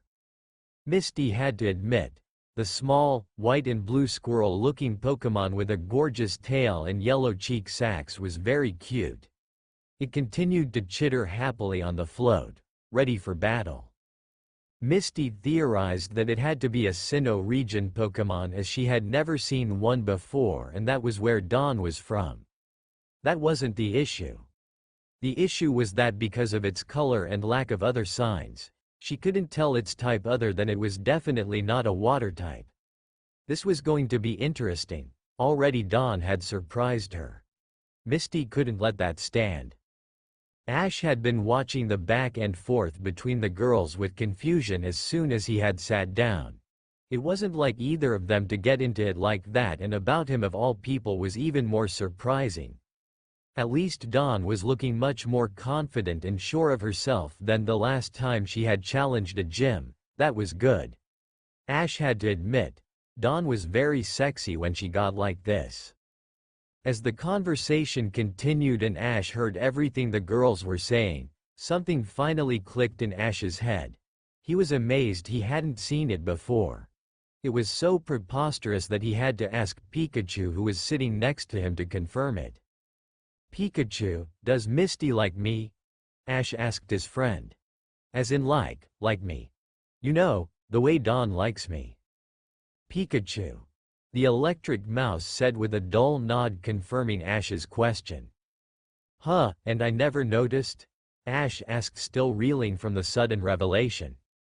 Pikachu. Pikachu confirmed again with the same nod and lack of emotion, as if the whole thing was obvious. Has she liked for a long time, Pikachu, since our first journey? Pikachu, and Dawn, she liked me back in Sinnoh? Pikachu. And there have been others, Pikachu. A fair few? Pikachu. And I never noticed? Pikachu. Any of them? Pikachu. Am I really that dense? Pikachu. Pikachu confirmed again, and Ash just collapsed to the floor. Thanks, buddy. Ash grumbled as he got up. Well, that is the past. I figured it out for Dawn in time, and that is all that matters. Though I do feel bad for Misty, 'cause I probably felt the same way about her back then. Oh well, let's watch this. I feel like this could be good. As if on cue, the ref dropped the flags signaling the start of the battle. Misty wasted no time in launching an attack. Staryu, swift, Misty ordered, and her faithful Pokémon instantly sent out a series of stars at Pachirisu. Pachirisu, we know how to handle this. Dawn called back. Jump and spin through them like you did when practicing against Ambipom. Then use Super Fang. What? Misty asked, confused at the order before she realized what was happening. Is that even possible? Pachirisu chittered happily and used its bushy tail to leap forward and towards the swift attack. It spun, easily dodging the stars as if it had practiced against them like Dawn claimed. It also did so in a graceful way that was not what Misty was used to facing as a gym leader. Before she knew it, Pachirisu had gotten past the swift, opened its mouth and its bucktooth glowed and extended into a large fang. It then sank the fang into Staryu, who was still on the float and is surprised that the odd rodent had gotten through its attack as Misty was. It let out a howl of pain as the attack it had never seen before made contact. Staryu, throw it off with tackle. Misty ordered and Staryu did that, throwing the other Pokémon into the air but doing minimal damage. Now, into the water, it can't follow you there. That is just what I was hoping for, Dawn said with a wide grin that took Misty by surprise. Time to show you what I learned from constantly cheering Ash on in his many battles. You should have remembered how amazing he can be when in a gym battle. I sure have. Pachirisu, now, use discharge on the water. Discharge? Misty asked, a sense of fear at the word creeping in. What the hell is that? The answer was not what Misty wanted but everything she feared. Her eyes went wide in horror as the cute Pokémon bunched up and sent a wave of electricity out of its body and into the water. The thing was an electric type and she had not seen it coming, though it did explain the yellow cheek pouches. There was no way that Misty could win this round. The electricity coursed through the pool, dancing and sparkling as it crackled and affected anything there. It was super effective and Staryu had no choice but to leap out of the water and away from the pain, taking plenty of damage in the process, and right into Pachirisu's line of sight. Now finish it, Dawn yelled, pointing at the star-shaped Pokémon, Spark. Pachirisu chittered and surrounded its body in electric energy. Then it dove at Staryu faster than Misty could react. Even if she could, she doubted that Staryu had the chance to dodge the attack as it was still sparking from the discharge hitting it. The electrified squirrel Pokémon slammed right into Staryu's red crystal and shocked the water type with a large amount of electricity at point-blank range. Staryu wailed for a moment before it was blown back and into the wall behind Misty, sticking to it for a moment before sliding down to the floor and the red light of its crystal going out signaling that it had fainted. Staryu is unable to battle. The winner is Pachirisu, the ref said as Pachirisu flipped back to its platform happily. You were great, Staryu, Misty said as she returned her Pokémon and whispered to it. I was taken by surprise, that's all. It's not your fault. Weren't expecting that, now were you? Dawn taunted as Pachirisu chittered away, taking pride in its victory. She may be cute but she can pack a charge when she wants to. Not bad, Misty conceded. I didn't realize it was an electric type. You got me there. However, you forget, I did travel with Ash for 3 years. I know how to handle adorable electric rodents in battle. I am not a gym leader for nothing. Type advantages won't work again against me. Now that I know what your Pokémon is, you won't surprise me again. Starmie, I choose you. Misty threw out her second Pokémon and like Staryu, one of her oldest and closest Pokémon burst forth. The evolved, purple and many-pointed Pokémon burst out and landed on the float in front of Misty, its red crystal glowing. Pachirisu, think you can handle this? Dawn asked and her Pokémon chittered affirmatively. She had the type advantage. She could deal with this new Pokémon as well. Great, now what is this Pokémon? It has to be the evolved form of that Staryu. Starmie, the mysterious Pokémon and the evolved form of Staryu. The Pokédex chimed. At the center of its body is a red core, which sends mysterious radio signals into the night sky. Interesting, Dawn said, confirming her suspicions. Alright Pachirisu, use Sweet Kiss. Pachirisu chittered and blew a kiss and sent a series of hearts at Starmie. The purple Pokemon just stood there and Misty did nothing. She just stood there with a poker face as the hearts closed in on Starmie. That unnerved Dawn as she had no idea what Misty had planned. Now in the air Starmie and leapt towards Pachirisu. Misty ordered just as the hearts reached it, avoiding the attack with ease. Starmie, use Rapid Spin. Let's turn the tide of this battle. The mysterious Pokemon obeyed and while still in the air, turning parallel to the pool and spinning its body at a high speed. It was heading straight for Pachirisu as ordered. Pachirisu, use your tail to jump up.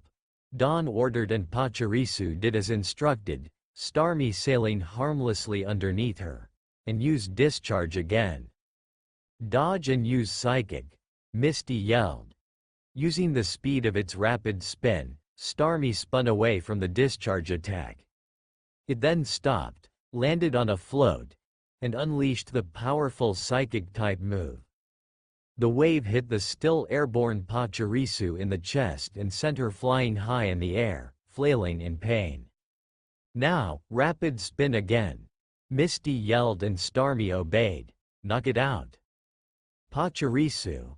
Dawn yelled but he had no hope. Psychic had thrown Pachirisu for a loop and she couldn't react it in time. The Rapid Spin hit the LA Squirrel Pokemon from beneath at full speed. Starmie spun away to land in front of Misty, bowing its top points in pride and completely undamaged. Pachirisu was thrown in an arch and fell down hard onto the top of one of the solid, anchored structures, swirls for eyes. Pachirisu is unable to battle. The winner is Starmie. The ref said as Dawn returned her Pokemon with a small smile. You did well Pachirisu. Taking out one Pokemon first was a big boost to us. Dawn muttered to the Pokeball. Take a good long rest, we will avenge you. Dawn then turned to her started who like Pikachu did when Ash was fighting was standing by her side in the box. He met her eyes and gave a nod and Dawn smiled at him. Alright Piplup, get in there. Dawn said pointing to the float and Piplup dove into the water, swam to the float and leapt onto it with a flip. Let's show Misty our water moves. Ah Piplup, I was hoping you would use him. Misty said with a genuine smile. I enjoy facing a tough water type. No advantages here, just skill. Let's see what you can do with my type. That is what I intend to display. Dawn said with a grin. My Piplup is as powerful as an Empoleon, his final evolutionary form. Piplup. Piplup said proudly, puffing out his chest to show that he agreed with Dawn's assessment. Really? Misty said, quirking an eyebrow at the claim. We shall see. Now, Starmie, swift. In the water Piplup. Dawn ordered and Piplup dove into the water, easily avoiding the swift. Hide and wait for my command. Follow him. Misty ordered. Find him. Starmie dove in as well and began scanning for Piplup. It was face down. At least Dawn assumed the side with the red crystal was its face as the odd Pokemon lived up to its class as a mysterious Pokemon. Whatever the red crystal was, it was clearly scanning for the penguin Pokemon. It was time to show Misty what a coordinator could do. Now Piplup, trap it with Whirlpool, Dawn ordered. Before Starmie or Misty could react, Piplup darted out from behind the anchored structure that Pachirisu had hit and formed the attack underwater, right beneath Starmie.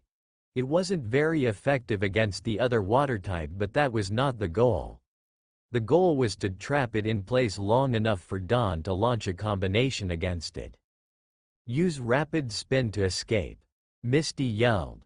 Piplup, now, Drill Peck, Dawn ordered. Don't let it get out.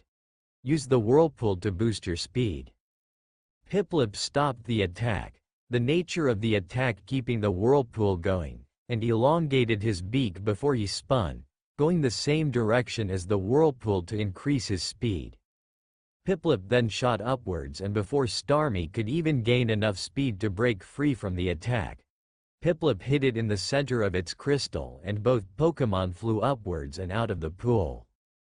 Ash and Misty were stunned at that move. Misty because it was a combination she had never seen before or even expected could work. She had to remind herself that she was facing a coordinator and not a normal trainer, which would explain the unorthodox style. It was a learning experience she would not soon forget. Ash meanwhile was surprised because he had never thought Drill Peck could be used like that, though he felt that being underwater helped with combinations' effectiveness. It showed just how amazing Dawn was and how far she had come as a coordinator that she could create this on the fly. Ash couldn't be prouder of his girlfriend. Dawn smiled. She had this round and she was not going to let up now. It was time to retake the lead. Piplup, flip it, Dawn ordered, and Piplup, still in midair, flipped his body, the spinning Starmie still on his beak like a basketball, but now it was beneath him. Stop and jump off it. What on earth is going on? Misty asked, confused. Starmie was spinning too fast to do much and she had to trust her Pokémon to recover to counter. Piplup followed Dawn's orders without question. They were always practicing new styles and moves.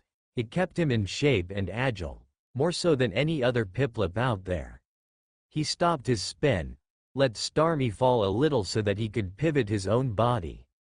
Then he planted his feet on Starmie and pushed off it, flipping gracefully higher as he pushed it down to the pool several feet below them now. Now Piplup, hydro pump maximum power, Dawn yelled. Drive it into the pool. Piplup opened his beak and poured all of his considerable power into the most powerful move he knew. A torrent of water shot out and slammed into the still spinning Starmie, spraying everyone with water in the process. The force blasted Starmie, still on the jet of water, straight down and into the surface of the pool. Between the speed of the attack, the force of the descent, and the fact that all of Starmie's back slammed into the water, thus distributing its weight evenly, the effect was like hitting solid earth, not water. Starmie hit the surface of the pool with a loud splat and then kept going. The water lapped over the edges of the pool as Starmie was driven straight down to the tiled floor of the pool before hitting it and remaining still, the water returning to normal as Piplup ended the attack. Piplup, ever the show-off, flipped several times in the air on the way down and then dove into the water without a splash. He swam over and leapt onto the float in front of Dawn. He spun as he leapt, showing off his feathers as the water flew around him, and faced Misty. He puffed his chest out and slapped it with pride. No other Piplup could do what he just did. Misty was just staring open-mouthed at power and skill of Dawn's Piplup. She could respect a good water-type Pokémon and Piplup was clearly one. She had thought that when she had met him. This just confirmed it. Looking down, Misty grimaced slightly as she saw Starmie. Her Pokémon was lying on the floor of the pool, the tiles around it cracked, and the light of its crystal extinguished. Starmie is unable to battle her. The winner is Piplup, the ref said. Piplup. Piplup said proudly. Piplup. You did well, Starmie, take a nice rest after that battle. Misty said as she returned her Pokémon before looking at Dawn and the very proud Piplup. That is some Piplup you have there, Dawn, a truly great water Pokémon. Piplup. Piplup agreed with a nod, glad that this person he was facing saw him for what he was. He is one of a kind, Dawn said with pride at her starter. Piplup, you want to continue? Piplup. Piplup confirmed, he was riding high, nothing could stop him from winning this for Dawn. Piplup. Good. Dawn said with a grin, she was confident that this battle was hers. Bring on your last Pokémon, Misty. Whatever it is, I will take it down. I have one more victory to show you that I am better than you, for Ash. Oh really? Well, seeing as you have fought hard and impressed me, and that this is for Ash, then you do deserve my best. Misty said with a feral grin, and Ash suddenly had a feeling of dread fall over him. Against a normal challenger, I would only bring him out if that person proved to be a true challenge. While you have done that on your own, this is really about Ash, so there is no choice in my last Pokemon. If you want to prove yourself to me, you are going to have to beat him. Bring it, I will beat it like the others. Dawn said confidently. I will show you just how much Ash means to me. We shall see. Misty said, still grinning as she pulled out her third Pokeball. You may reconsider that in a moment. Ash realized who Misty was going to use. He wanted to warn Dawn, he wanted to yell who was coming, but he didn't. It wouldn't be fair to the battle or the girls to do so. He just had to sit there with a look of worry on his face and fear in his stomach for what was about to happen. Pikachu too knew who was coming, but his concerns were more for Piplup than anything else. Time for my best, Misty said as she raised the Pokeball to her lips and kissed it before hurling it high in the air. I choose you, Gyarados. Gee, Gyarados. Dawn blanched, her confidence gone in a second. That had not been the Pokemon she had expected. You have a... Dawn's words were cut off by a roar of pure rage as the massive, 21-foot-long, atrocious Pokemon burst forth from its ball. It was so long that it towered over a now panicked Piplup from its side of the pool and was still resting its tail end on the floor of the pool. You asked for it, Misty said with a shrug as she gave the order.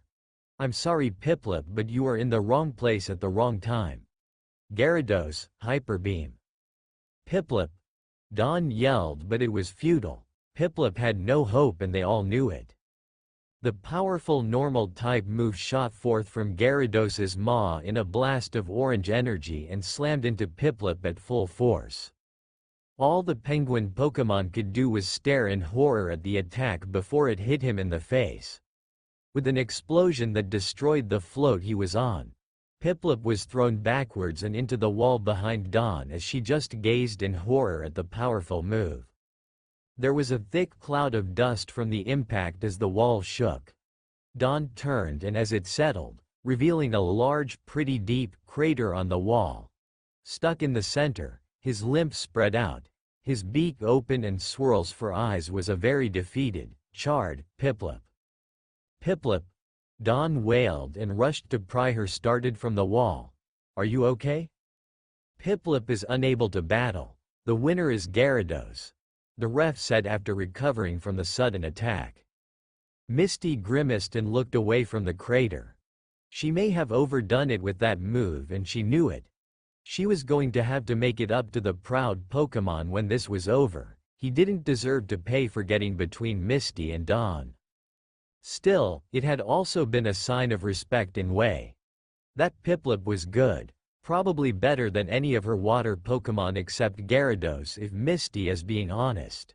She also had a feeling that Dawn had a more powerful Pokemon that could go toe-to-toe with Misty's ace. This battle wasn't over and she was sure Dawn would now give it her all for more than just Ash's sake. If Dawn could beat her Gyarados, then that would really impress Misty. It was time to truly see what Dawn was truly made of. Lup. Piplup groaned in pain as he came to and Dawn smiled down at him. You did great, buddy. Dawn said, relieved that he was all right, though he wouldn't be able to fight for a while. You pushed Misty to the edge. She was truly scared of your skills, or else she wouldn't have done that. I'm proud of you. Dawn hugged Piplup close to her before she hurried over to Ash in the stands and passed Piplup up to him. Ash gently took the still groggy Pokemon and held him gently in his arms. Take a nice rest with Ash, Dawn said to him. I have to put Misty in her place. After that, I will not lose to her. Go and win this, Dawn, Ash whispered, quiet enough that Misty wouldn't hear. Remember, I love you. I will, Dawn said before getting up on her toes and planting a chaste kiss on Ash's lips, making sure that Misty saw it. I love you too. Dawn then turned and ran back to the challenger's box. Misty had tried to intimidate her with that, but she was not going to rise to it. Well, not too much at least. She still needed to get revenge. She also may have deliberately kissed Ash in front of Misty to get a reaction. She could feel it washing off Misty in waves as she looked at the redhead and smiled sweetly at her. Ash laid Piplup down on a chair where he was slowly coming to. He looked over to Pikachu and his started nodded. He would take care of his friend after that hit. Ash then turned back to the amazing battle unfolding before him. The ending was coming and Ash knew it would be spectacular. "Wah, what hit me?" Piplup grumbled as he full came to, pain racking his body in ways he had never felt before. "Last thing I remember was a flash of orange light and then nothing but pain." "Bro, you got hit by a monster," Oshawott said incredulous. "I've never seen a Pokemon like it. It terrifies me." "Gyarados," Pikachu said with a sigh. "Not a pleasant Pokemon to face at the best of times." "I faced a Gyarados," Piplup said amazed. He knew he was good, but he was not that good. Yet, I guess I should be honored that I merited such a foe. "Yeah, I think Misty isn't happy," Pikachu said, glancing at the raging redhead. "She only uses her Gyarados when she is really pissed." "How can it be beaten?" Oshawott said in awe. "I can and have beaten one before," Pikachu admitted, remembering Crasher Wakes. "But I have multiple advantages over it that make me a good matchup. Piplup does not." "Shame, he did so well against Starmie." "That he did," Oshawott said with a nod. "These new Pokemon are interesting. I can't wait to meet more. Just not that thing. I never want to meet that thing." "No one really wants to meet a Gyarados," Pikachu said. "Piplup, you okay?" "In a bit," Piplup moaned, still a little out of it. "Just keep telling me how great I am. That will help." "He'll be fine," Pikachu said, shaking his head as he turned back to the battle. "This is getting good though. I can't wait to see how it ends." "Never get between wearing females fighting over a mate," Piplup grumbled from behind Pikachu. "That is the last time, I swear." Pikachu just chuckled as he turned back to watch Misty and Dawn finish their battle. Somehow he doubted that. Pikachu had a feeling that this wouldn't be the last time Piplup was called upon to aid Dawn against a rival mate for his trainer. Misty was fuming and glaring at Dawn with pure rage after that little display of affection. If Dawn wasn't trying to rile the other girl, she would have taken a step back. Looking at Misty and her Gyarados, Dawn was certain that the Gyarados was the less scary opponent at that moment. "Well, come on," Misty ground out, her rage at its busting after Dawn's little display had worked so well to get her mad and flip the momentum she had just gained. "Send out your last Pokemon." Dawn set her jaw and thought about it. Gyarados was powerful and strong, he would be tough to beat. Plus, he was in the water, so had the edge. It was going to be a tough battle and Dawn had to choose wisely for it. She could use Baniri, who could use an electric attack that would be great because of Gyarados' dual water, flying type, and she had better agility, but she was at a disadvantage with the water. Typhlosion was out of the question as the fire type had no hope against a water type. Mamoswine could match Gyarados for power, and with both being dual types that cancelled each other out, there wasn't an advantage for either side, but again the water was against Dawn in that matchup. Dawn needed to neutralize the advantage Misty had with the water and give herself an edge. She also needed power to stand up to Gyarados. That left only one Pokemon for this job, and one who Dawn had known was going to be her last if she was being honest. "Togekiss, Spotlight," Dawn yelled, throwing her ball into the air. "It's all on you." "Toge," the Jubilee Pokemon sang as she burst into the air and gracefully flew around Dawn before hovering above her, looking calmly at the angry Gyarados that was opposite her. "Togekiss," Misty said, her anger gone in an instant. She had never heard of it, but there was no way it couldn't be connected. When she saw the graceful white avian Pokémon with red and blue markings that were very familiar to Misty, she knew her suspicions were right. Togekiss had to be the evolved form of Togetic. She didn't know that Togetic could evolve, but that didn't matter. What mattered was that Dawn had a Togekiss and it reminded Misty of her old Togetic. The thought of her old companion almost brought a tear to Misty's eye. She missed the Pokémon terribly, even if releasing it had been the right move. Ash saw this and grimaced. He should have told Dawn about Togetic, but it had slipped his mind as he had not expected the two girls to battle.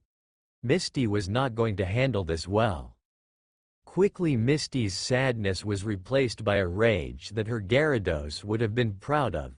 Not only had Dawn had the audacity to kiss Ash in front of her, in her gym and in the middle of their gym battle no less, but she had the nerve to use a Pokémon that was tied to her released friend. This bitch was going to pay for it, all of it. Even if Misty had to bring the gym down around them, she was going to take Dawn down. However, as soon as she saw Dawn's face and the confident stare, Misty felt some of her anger abate at the look in Dawn's eyes. There was no maliciousness in Dawn's eyes. No gleeful joy at using Togekiss or pleasure that she had gotten to Misty. She was simply using the Pokémon she thought was best to against Misty's best and gain some advantage. She wasn't trying to get mess with Misty at all, at least not with Togekiss. You don't know, do you?" Misty said quietly, and Dawn looked at her confused. "Know what?" Dawn asked, confused, confirming Misty's question. "Never mind, I will tell you later," Misty said, shaking her head and getting back into the battle. "For now, we end this. Last Pokémon each. It is a shame to beat such a beautiful Pokémon, but beat it I will." "Bring it," Dawn taunted. "Togekiss, Air Slash. Hydro Pump." Misty countered. The powerful jet of water hit the curve of air and they exploded. The water attack was stronger though, and it came straight for Togekiss. "Dodge," Dawn ordered, and Togekiss elegantly glided up and out of the way. "Now, use Aurasphere." A ball of blue aura shot out from Togekiss as she flipped and was sent right at Gyarados. There was no way that he could avoid it and just turned and took it off the side of his head. The fighting type move did minimal damage against the part flying type, but it had been a distraction more than anything else. "Air Slash again," Dawn ordered. "Dive under it and then use Crunch," Misty ordered, and Gyarados reacted instantly. The large water type easily ducked under it and came up, snapping its powerful jaws onto the graceful flyer. Togekiss let out a yell of pain as the attack his, and Gyarados latched onto her and didn't let go. With his weight and strength, she couldn't fly away. "Escape with Safeguard," Dawn yelled, and Togekiss instantly activated the protective barrier, sending it out from her. "How is that?" Misty began before gaping what happened and muttering, "Ash." It worked as the force of the barrier pushed Gyarados and he had to release Togekiss. She flew away trying to find a safe distance. Misty had to admit, that was creative and could only come from studying Ash's battle style, but it wouldn't stop her. Gyarados had Togekiss in its sights and it was hurt. "Now Gyarados, Dragon Pulse," Misty ordered. "Finish it. Dodge it," Dawn yelled frantically, but to no avail. The powerful blast of Dragon-type power hit Togekiss in the back, right between her wings, and explode. What happened next surprised everyone. Togekiss sang joyfully and flew out of the cloud the explosion had caused, completely unscathed. She wasn't even marked. It was as if she hadn't been hit at all. "What?" Misty yelled, her eyes wide. "That was a direct hit. It should have ended this." "How?" Dawn questioned, amazed. Clearly she too had not been expecting it. All Ash could do was gasp, his jaw on the floor at the sight. The same was for Pikachu and the other Pokémon watching, as they all knew how powerful a Dragon-type attack was. That should have taken Togekiss down, but it didn't do a thing and no one knew why. Dawn was the first to recover. She had no idea what had just happened, but she was not going to pass up on the sudden shift in her favor. She had the momentum and she was going to seize it. Sky attack! Dawn yelled and Togekiss gracefully turned, powered up, and before anyone else had recovered, least of all the stunned and pride-wounded Gyarados, who was confused as to how his attack had failed, attacked him. The powerful flying move slammed into Gyarados' head at full speed. The atrocious Pokémon roared back in pain and Togekiss flew away, avoiding its snapping jaws with her usual grace. That was it. Gyarados was not going to let this pesky pigeon beat him. Crunch! Misty ordered and Gyarados lashed out. Show off your aerial elegance, Togekiss. Dawn called out. Dodge and keep dodging. Crunch again. Don't let up, Gyarados. Misty yelled, caution thrown to the wind in the wake of her expected victory not materializing and allowing her own anger to control her. Grab it, Gyarados. Don't let it avoid you. Gyarados didn't need any encouragement. He was as pissed as his trainer at the avian creature who dared defy him.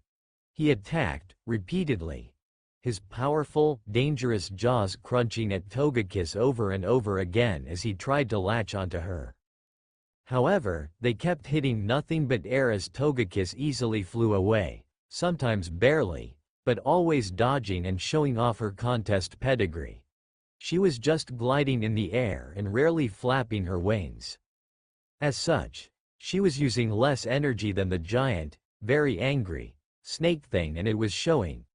Gyarados was becoming exhausted and lot madder as each attack missed. So was Misty. She was going to end this now. She was not going to lose, not in front of Ash and not to the girl who had managed to do what she couldn't and capture his heart. She would not let her rival win. Gyarados, Hyper Beam, maximum power. Misty yelled as Togekiss flew up and near the glass ceiling. Take it down. Dawn just smiled. That was exactly what she had been waiting for. Ash may like to be quick and fast when he battled, but Dawn was a coordinator. She preferred grace and style. None of her Pokémon personified that more than Togekiss did. The Jubilee Pokémon was able to easily dodge Gyarados as if it was nothing, using all the grace she had been trained to use. She had exhausted the powerful Pokémon and made Misty angry in the process. It had forced the gym leader to use her most powerful move, a move that left Gyarados vulnerable if it missed. Dodge and fly under it, Dawn yelled. Don't let it tough you. Togekiss didn't need any encouragement. She may have shrugged off the Dragon Pulse attack somehow. Even she didn't know how she had been unharmed by it. But there was no way that she would do the same for a Hyper Beam from a Pokémon as strong as Gyarados. With a twist and a spin, Togekiss flew down, just as the orange beam of pure power flew from Gyarados' maw. The blast missed her, barely, but it missed her, and that was what mattered. It shot up and punched a hole through the glass ceiling, destroying a good portion of it in the process, and flew into the sky. Dawn wasn't focused on that. She had worn down Gyarados. It was time to end this. Now, come up from below and use Sky Attack. Dawn yelled triumphantly. Full power. Togekiss sang as she attacked. She dove down, skimming the surface of the pool as she gained power, and then shot upwards at full power. She caught the recovering and defenseless atrocious Pokémon under his jaw with her strongest Sky Attack. The force and power was enough to lift Gyarados up and clean out of the water and into the air as Togekiss carried it upwards with her attack. Dawn saw this and knew what to do, while Misty just gaped at the attack. Finish it, Aura Sphere, Dawn yelled. Hit the same spot and launch it.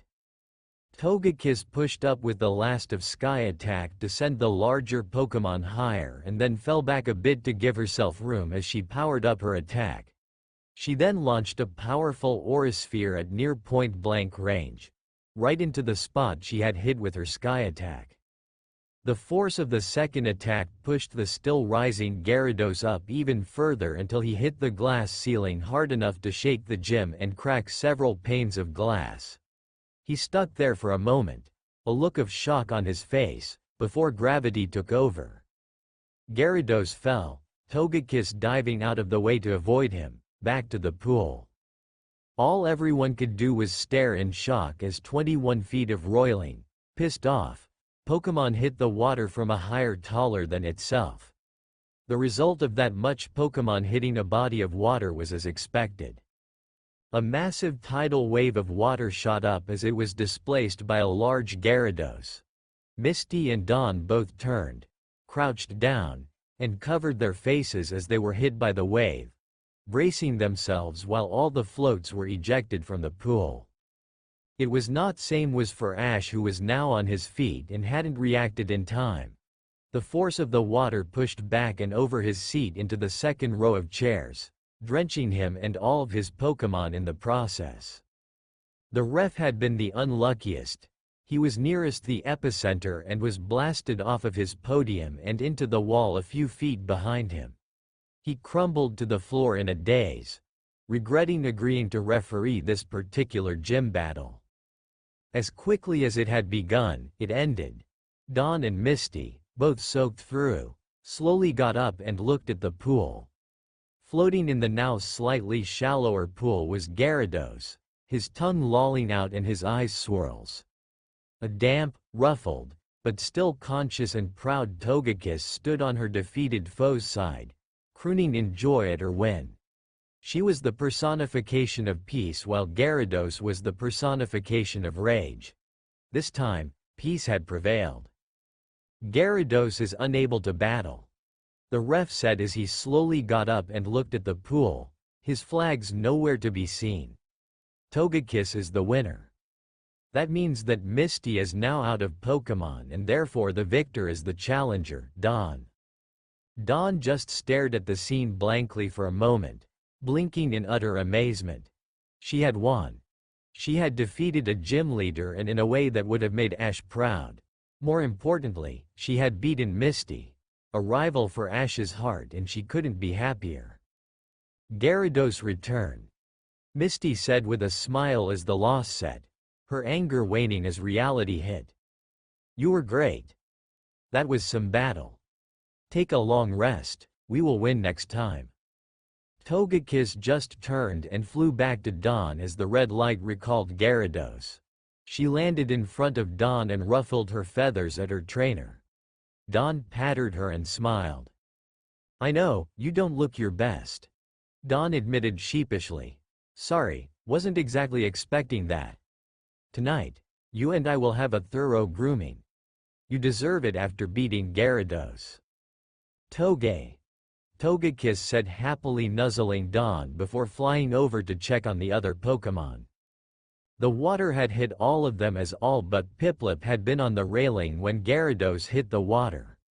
While Oshawott was happy and back up celebrating as he didn't mind water, the others weren't as they lay in chairs a few rows back, grumbling and dripping. Togekiss joined them to look them over and see if a still dazed Piplup was feeling better. She was their mother and they needed her aid now. Ash was soaked and needed to actually go and clean up, but he was still grinning at Dawn's victory, unable to speak after what he had just witnessed. It had been one hell of a battle. One that he would remember for years to come. Ash, the men's changers are through there. Misty called up to him, pointing to a door off to the side while Ash just kept standing there, smiling and dripping. Go dry up and take your time, I need a moment with Dawn. Dawn just looked confused, but Ash didn't hesitate. As soon as he heard get dry, he was off. He was soaked and clean up, so he squelched his way to the changers, grumbling for the sake of it, while Scraggy and Pikachu joined him as they also didn't like being wet at the moment. As soon as Ash was gone, Misty walked around the pool and approached Dawn with a smile on her face. The jealousy she felt towards the blue-haired coordinator was still there, and Misty knew it wouldn't ever leave her, but it was now manageable. Her anger was gone. Misty could see clearly now, and she could see that Dawn was worthy of Ash. After a battle like that, how could she not be? Dawn had taken a step back and was now away from the box, still amazed she had beaten Misty and had defeated a Gyarados in the process. Dawn finally noticed Misty approaching and watched the other girl a little nervously, but detected no anger in her smile or her eyes. "Well done, Dawn," Misty said, genuinely extending her hand, and Dawn shook it, feeling a weight lift from her as they shook. "You did really well. I was impressed the entire time. The woman's changers are on the other side. There is a steam dryer there that will get you dry. Then we can talk. I have a feeling that Ash will be a while." "Probably, but I am good actually," Dawn said as she pulled a poke ball off her belt. "You may want to take a step back while I dry off." Misty did so, and Dawn opened the ball, revealing Typhlosion.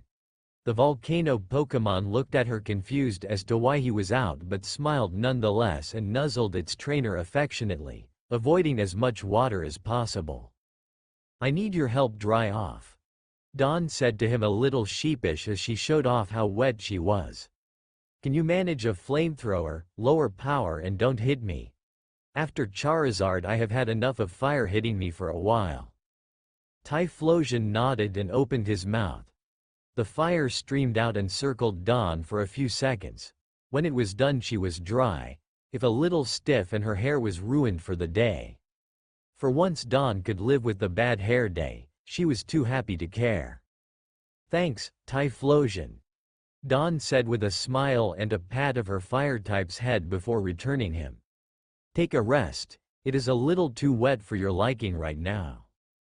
Dawn turned and saw that while she had been drying, Misty had gone to the side and taken off her shorts, that the odd top thing, to reveal that she was wearing a red one-piece swimsuit under it that showed off her athletic physique. Dawn quirked an eyebrow at her as she approached the gym leader on the side of the pool. "Fighting with water can get wet," Misty said with a shrug as she grabbed a towel from a cabinet near her and began drying herself. "After a few soakings I realized this was easier than always having to dry my clothes. Course I never expected what happened today to happen. I am going to need to fix this place up." Dawn looked around and nodded. There was a large hole in the ceiling that seemed to take up a good portion of the roof, and several other panes of glass were at least cracked from when Gyarados had hit them. The tiles in the pool were cracked as well where Starmie had been defeated. That wasn't the worst though. No, that was the deep crater in the wall with a very Piplup-shaped imprint in the center of it.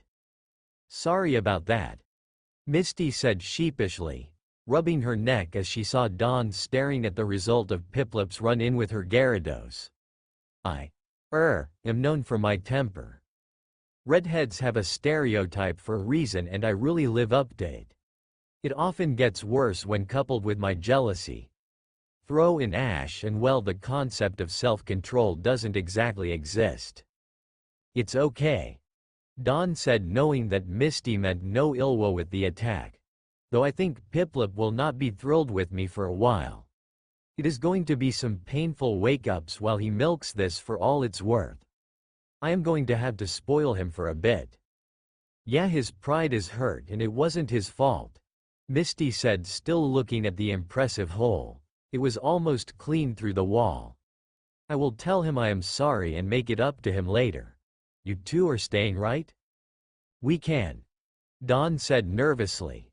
"If that is okay with you, that is. I can see it being tough for you."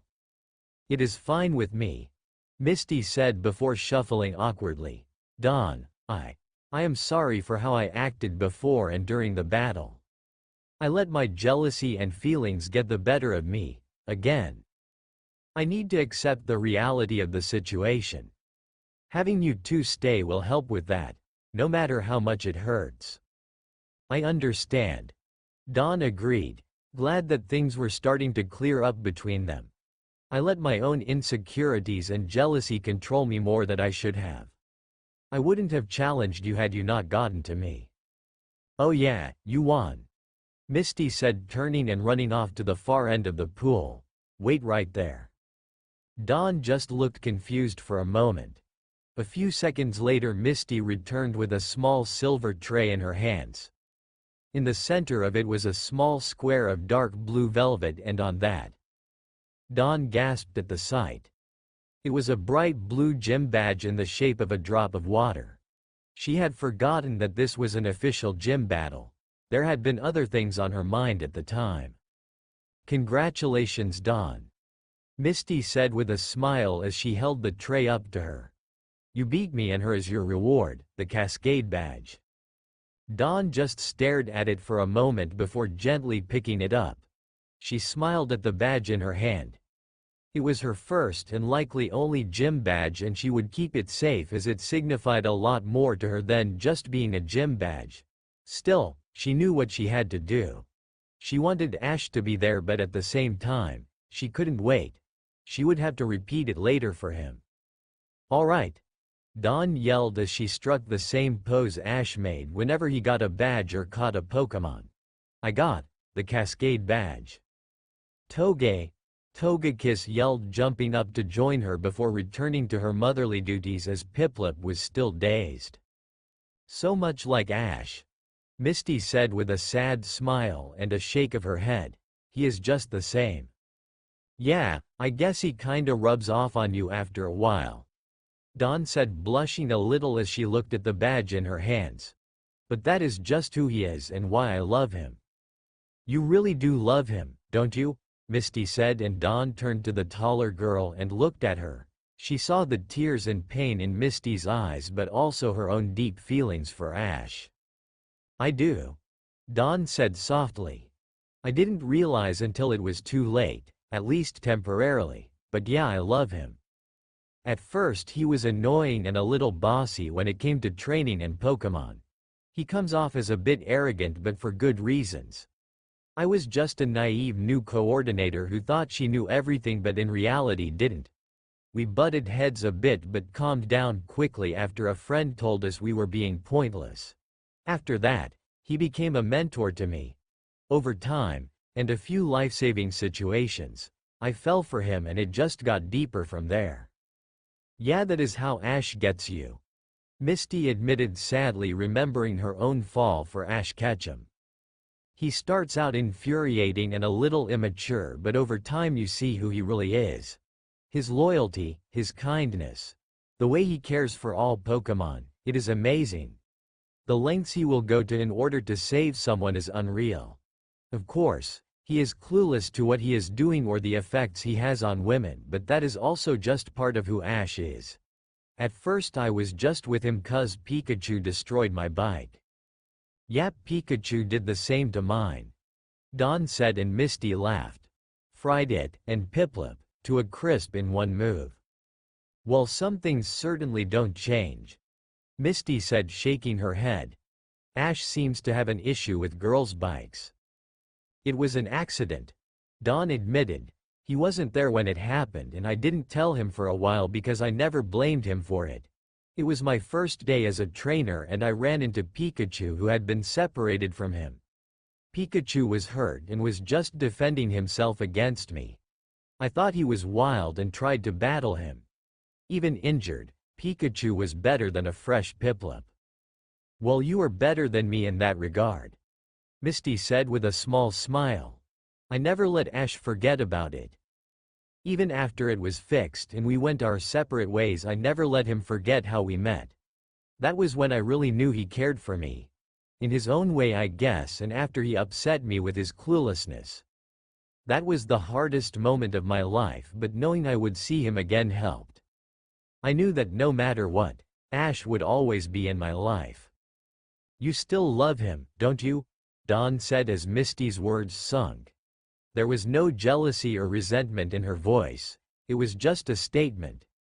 You never stopped loving him even after life took you two in separate directions. Yeah, I do, I think I always will, Misty said with a sigh, looking to the sky as she remembered the old days. Ash will always have a special place in my heart. I know it won't work out, our lives are just too different, but but he will always be there. I know, Dawn said with a smile, feeling no ill will to Misty despite her confession. If I hadn't been able to be with him, it would be the same. No matter what, I will always love him. I am glad he has finally found someone who actually got through to him and who he loves back, Misty said, and Dawn saw a tear roll down Misty's cheek as she finally let go of her anger and accept Dawn for what she was, Ash's girlfriend. I never thought I would see the day, and I hoped that if I did it would be me, but it has happened. Ash has a girlfriend. That means a lot, Misty, Dawn admitted, and Misty looked at her, her eyes still swimming. Coming from you and after what we went through. For you to accept it, I can't even describe how it makes me feel. You are Ash's oldest friend and I want you to be happy for us, even if it hurts. I don't know if I could be the same way. You should know how lucky and special you are, Dawn, Misty said with a sad smile as another tear fell. There are a lot of girls, me most of all, who wish that they could have been the one to unlock Ash Ketchum's heart. You accomplished the impossible, and that shows how special you are to him. I am just upset that it wasn't me who managed it. Thanks, Dawn said nervously, blushing in pride at that. She really was special if Ash had chosen her. It means a lot coming from you. I will remember it and cherish it. Ash is special and I am happy he chose me, despite it coming at the cost of others. I may understand but others won't, Misty said, causing Dawn to look at her as Misty wiped away the few tears that had fallen. In the war of love, there will always be losers, and today I know I am one of them. You beat it into me and I have to swallow my pride and accept it, even if I doubt I will ever move on from Ash. I may have won, but that doesn't mean I don't feel bad for those who lost, Dawn said. It is always hard to lose. I know that there will be guys out there who lost me to Ash the way you lost Ash to me. I just hope others can be understanding. I doubt it, Misty said, shaking her head. I wasn't joking when I said there are others. I am just the first you have met, and the oldest. I know of at least 3 others, and that is just from my travels with Ash. I bet there are a fair few more. I don't doubt it, Dawn said as her resolve set in. After seeing your reaction, I am going to have to prepare for others to challenge me. Whenever it comes though, I will be there to assert my dominance over my rivals the way I just did with you. If it comes to it, I will beat it into them who Ash belongs to. That you did, Misty admitted with a nod. I respected that you even challenged me. A coordinator challenging a gym leader is not a usual thing. You surprised me a lot. I may have to study contest styles more to see how to combat them, or even include them in my own style. But you won and I lost. You showed me today that you were the dominant female. It sapped my anger and allowed me to accept the truth. That being said, the jealousy will always be there, so don't expect that to change. Well, this wasn't my first gym challenge, Dawn said with a chuckle. But I don't expect any less from you. Jealousy is natural and I know it will never leave. Even I will get jealous, I just have to control it. You challenged a gym before? Misty asked, confused. Did she hit on Ash as well? No, back then I was only just realizing my crush for him, Dawn said, shaking her head. And even then I was still in denial myself. No, that challenge was more for the leader of the gym. Why would you challenge a gym for the leader's sake? Misty asked, still confused. I don't get it. It was in Veilstone City in Sinnoh, Dawn said, recalling her first challenge. Ash's rival in Sinnoh, a cruel bastard called Paul, was from the city, and we learned he had humiliated the gym leader just before we arrived. She was devastated, and as a recently appointed leader she lost her confidence. Yeah, those early days are always the hardest, Misty admitted. I never truly understood Brock's past until I became a leader. I can see how an arrogant challenger can cause problems. Go on, I am interested in this. Paul is more than just arrogant, He's a borderline sadist in my opinion, Dawn said, still angry at how he acted. But that's beside the point. At that time, I had recently lost 3 straight contests after winning my first one. 2 of them were really bad contest losses as I failed to get past the appeals stage, so I was pretty down on myself. I was actually thinking of quitting contests, that's how bad it was. Wow, I know little about contests, but that doesn't sound good, Misty said, struggling to imagine someone as confident as Dawn being down. It wasn't good, Dawn admitted. I told everyone I was taking a break, but it was a lot worse. When I saw the doubt in Mylene, the gym leader there, after her own losses, I saw myself in her. We chatted alone for a bit and I felt that it was best for both of us if we had a battle. When Ash tried to challenge Mylene after our talk, and a little Team Rocket meeting for confidence boosts, I formally declared my challenge to everyone's shock. Team Rocket can help anyone's confidence, Misty said with a chuckle. That trio redefines incompetence. So true, and it helped get Mylene in the mood for a battle, Dawn said with a nod. The battle itself was more for her confidence than mine, but it also helped get me out of my funk as it was different and fun at the same time. Ash supported us there and helped a lot during it. I lost, comfortably, but I reignited Mylene's spark, much to her Lucario's happiness, and she was much better against Ash the next day. What about you? Mist asked. Did it help you? It cleared my head and allowed me to get back into training, Dawn said. But I was still nervous and hesitant. It wasn't until I beat May and won the Wallace Cup a few weeks later that I truly returned. After that, I won 3 of my next 4 contests to qualify for the Grand Festival, where I was the runner-up to my friend and rival Zoe. In the long run, it helped a lot as it was a turning point for me.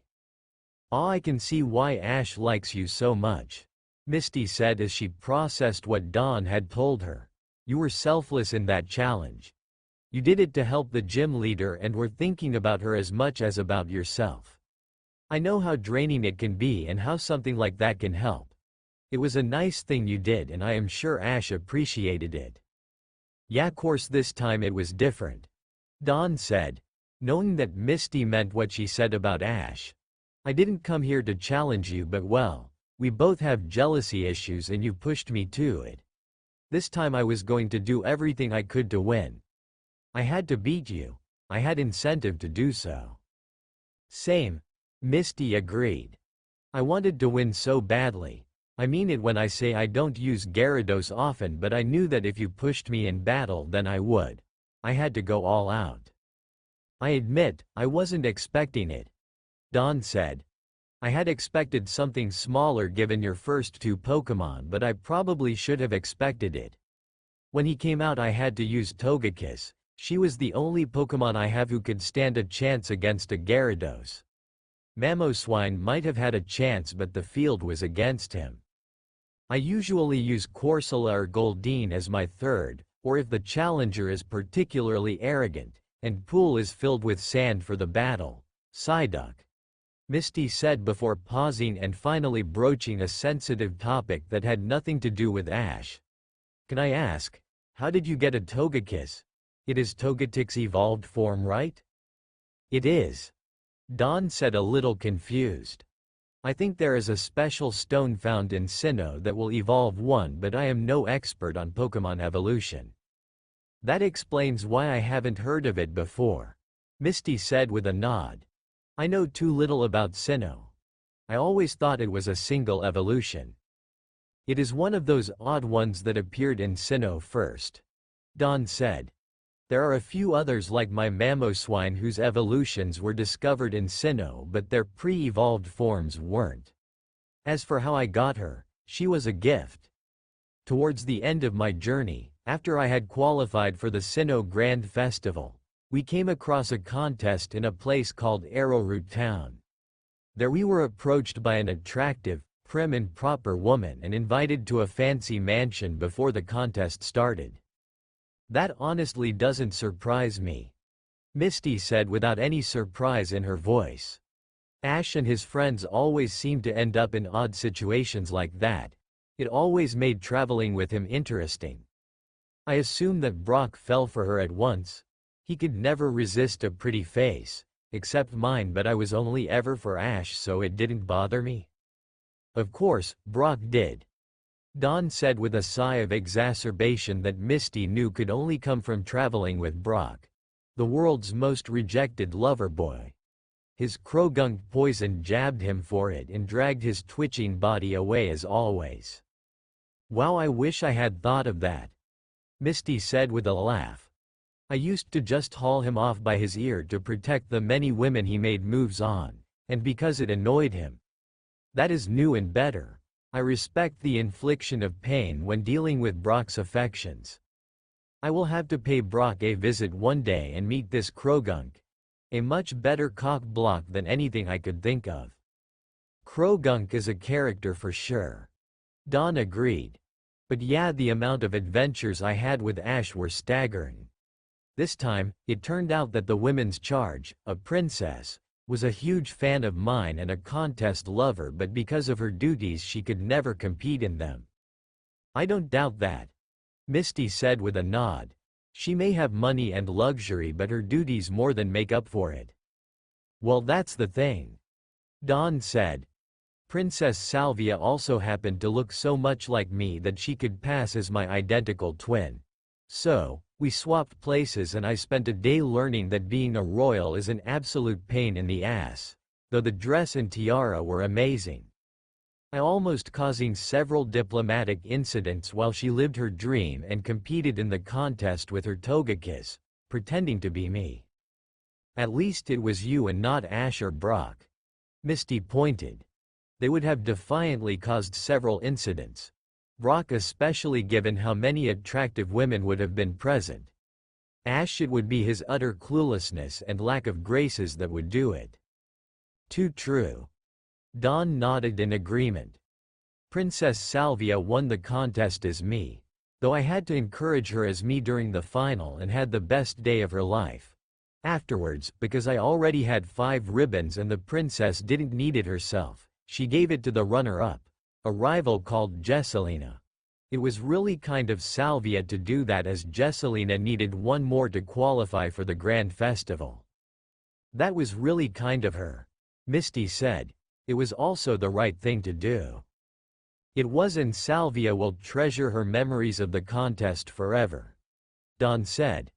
Then she stunned me when we swapped placed again, because she gave me Togekiss as thanks and because I could show Togekiss the world and contests in ways she couldn't. Of course, if she ever asks for her back I will return her in a second.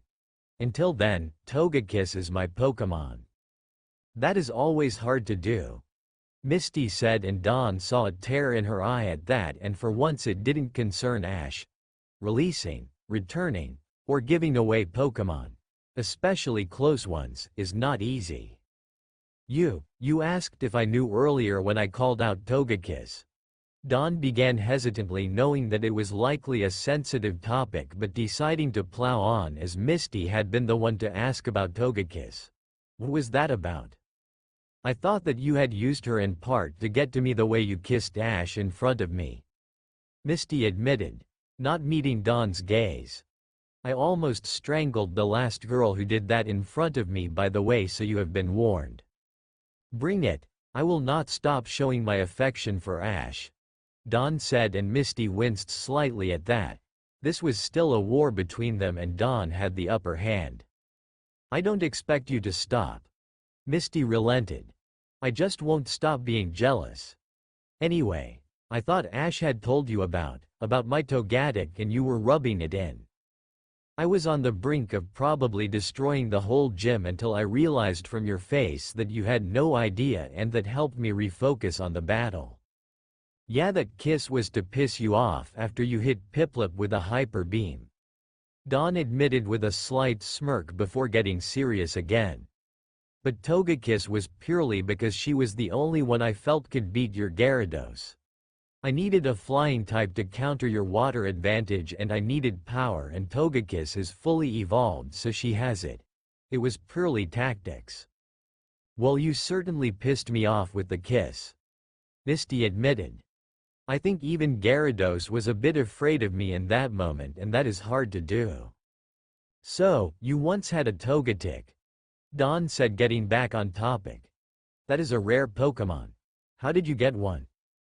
Actually, it was almost always a Togepi, Misty said, and Dawn winced at the memory of the evil one she had met, but Misty was too deep down memory lane to notice. Ash found him as an egg at an archaeologist dig site here in Kanto during our first journey of all places and cared for it. He wanted to hatch it and see his new Pokémon. Course, I accidentally got in the way and Togepi saw me first and thought I was his mother. He became mine and I carried him with me through the next 2 years and a bit years. What happened to him? Dawn asked quietly. About 3 years ago, a few months after I become a full-time gym leader here, I got an invite to Hoenn, Misty said, remembering the invite and how excited she was to see Ash again. It was for a Togepi festival, and seeing as Ash was there I could see him and it would be like old times. Turns out it was an elaborate ruse by Team Rocket to steal Togepi and use her to usurp a throne in some isolated kingdom in that region. Of course, because that is what happens when you travel with Ash, Dawn said, and Misty laughed at that. It is so normal now that I doubt anything can surprise me. Yeah, that stuff just happens around him, Misty agreed. We ended up in a place called the Mirage Kingdom. A lot happened there, but we ended up in an odd pocket dimension of sorts that was known as the Togepi Paradise. Team Rocket and the corrupt official who had hired them attacked, and in order to protect the others, mine evolved into Togetic. I had to leave him behind to protect them. That must have been hard, Dawn said, knowing how hard it could be to part with a Pokémon. After all that time to part ways like that. It was for the best, but it is still not easy. Yeah, I know it was the right choice, but I still miss him, Misty said sadly. A while back friend Tracy, he joined Ash and me in the Orange Islands, gave me an Azurill egg, and now I have one of those who is my companion. It's sleeping now though and doesn't come out when I am in the gym. That is cute, Dawn said with a smile. I am sorry about Togetic. I couldn't imagine having to do that. I temporarily released Pachirisu after catching her thinking that I couldn't handle her, but I was wrong and I caught again a little hole later, so it isn't the same. I am sorry for causing you pain with Togekiss. It is okay. I know you meant no harm, Misty said with a wave of her hand. And that was some battle Togekiss and Gyarados had. Best I have had in a long time. How did she shrug off that Dragon Pulse? I have absolutely no idea, Dawn admitted. We are heading to Pallet Town to see Ash's mom, so I can ask Professor Oak when we get there. He will want to learn about it. If anyone would know, he would, Misty agreed. Or at least if he doesn't, he will find out. It is too juicy a question for him not to want to answer. Have you decided what are you going to do after seeing Delia? We honestly don't know, Dawn said, thinking about it for the first time. We are hoping to see Brock in Pewter City and then going to Pallet Town. After that we will have to discuss our plans more. It has been such a whirlwind few weeks that I haven't really had the chance to think what next, you know. Everything has happened so quickly that I haven't had the time to think. There have been a lot of changes, Misty said. Not that I personally like them, mind you, but changes, nonetheless. It can be hard to think for a while after that. Yeah, this is really the first time I have thought about what next, Dawn said. I know that I would like to see more of Kanto and compete in contests here, as I haven't challenged this circuit, but Ash may want to go to a new region, so we will address it together. That will be a fun conversation, Misty said with a smile. For once Ash will have to think about more than just his own desires. It will be a good test of his maturity. Just keep that badge safe. I don't want to learn you lost it. I will, Dawn said, looking at it again. It was still in her hands. I will put it in my ribbon case for now and decide where to put it later, but I know I want to keep it on me. Given what it symbolizes, it is really special to me. That is good to hear, Misty said with a smile. Give what you went through to win it, and who you won it off, it should be special. Oh, that is why it is so special, Dawn said before added with a laugh. My mom is going to freak when she learns of this. She never thought I would win a gym badge given my passion for contests, which comes from her as she's a former top coordinator. I suggest you trying to keep the large amount of jealousy out of it, Misty said, and property damage. I'll try, but my mom is pretty astute, Dawn said before looking around. Where is Ash? We have been talking for a while now and he's still not back. That is a good point, Misty said looking around, her gaze lingering on the water Pokemon that was completely foreign to her that was in the stands trying to talk to Piplup. She had to look at it but not right away, there was something else she needed to do. You may want to go find him in a moment.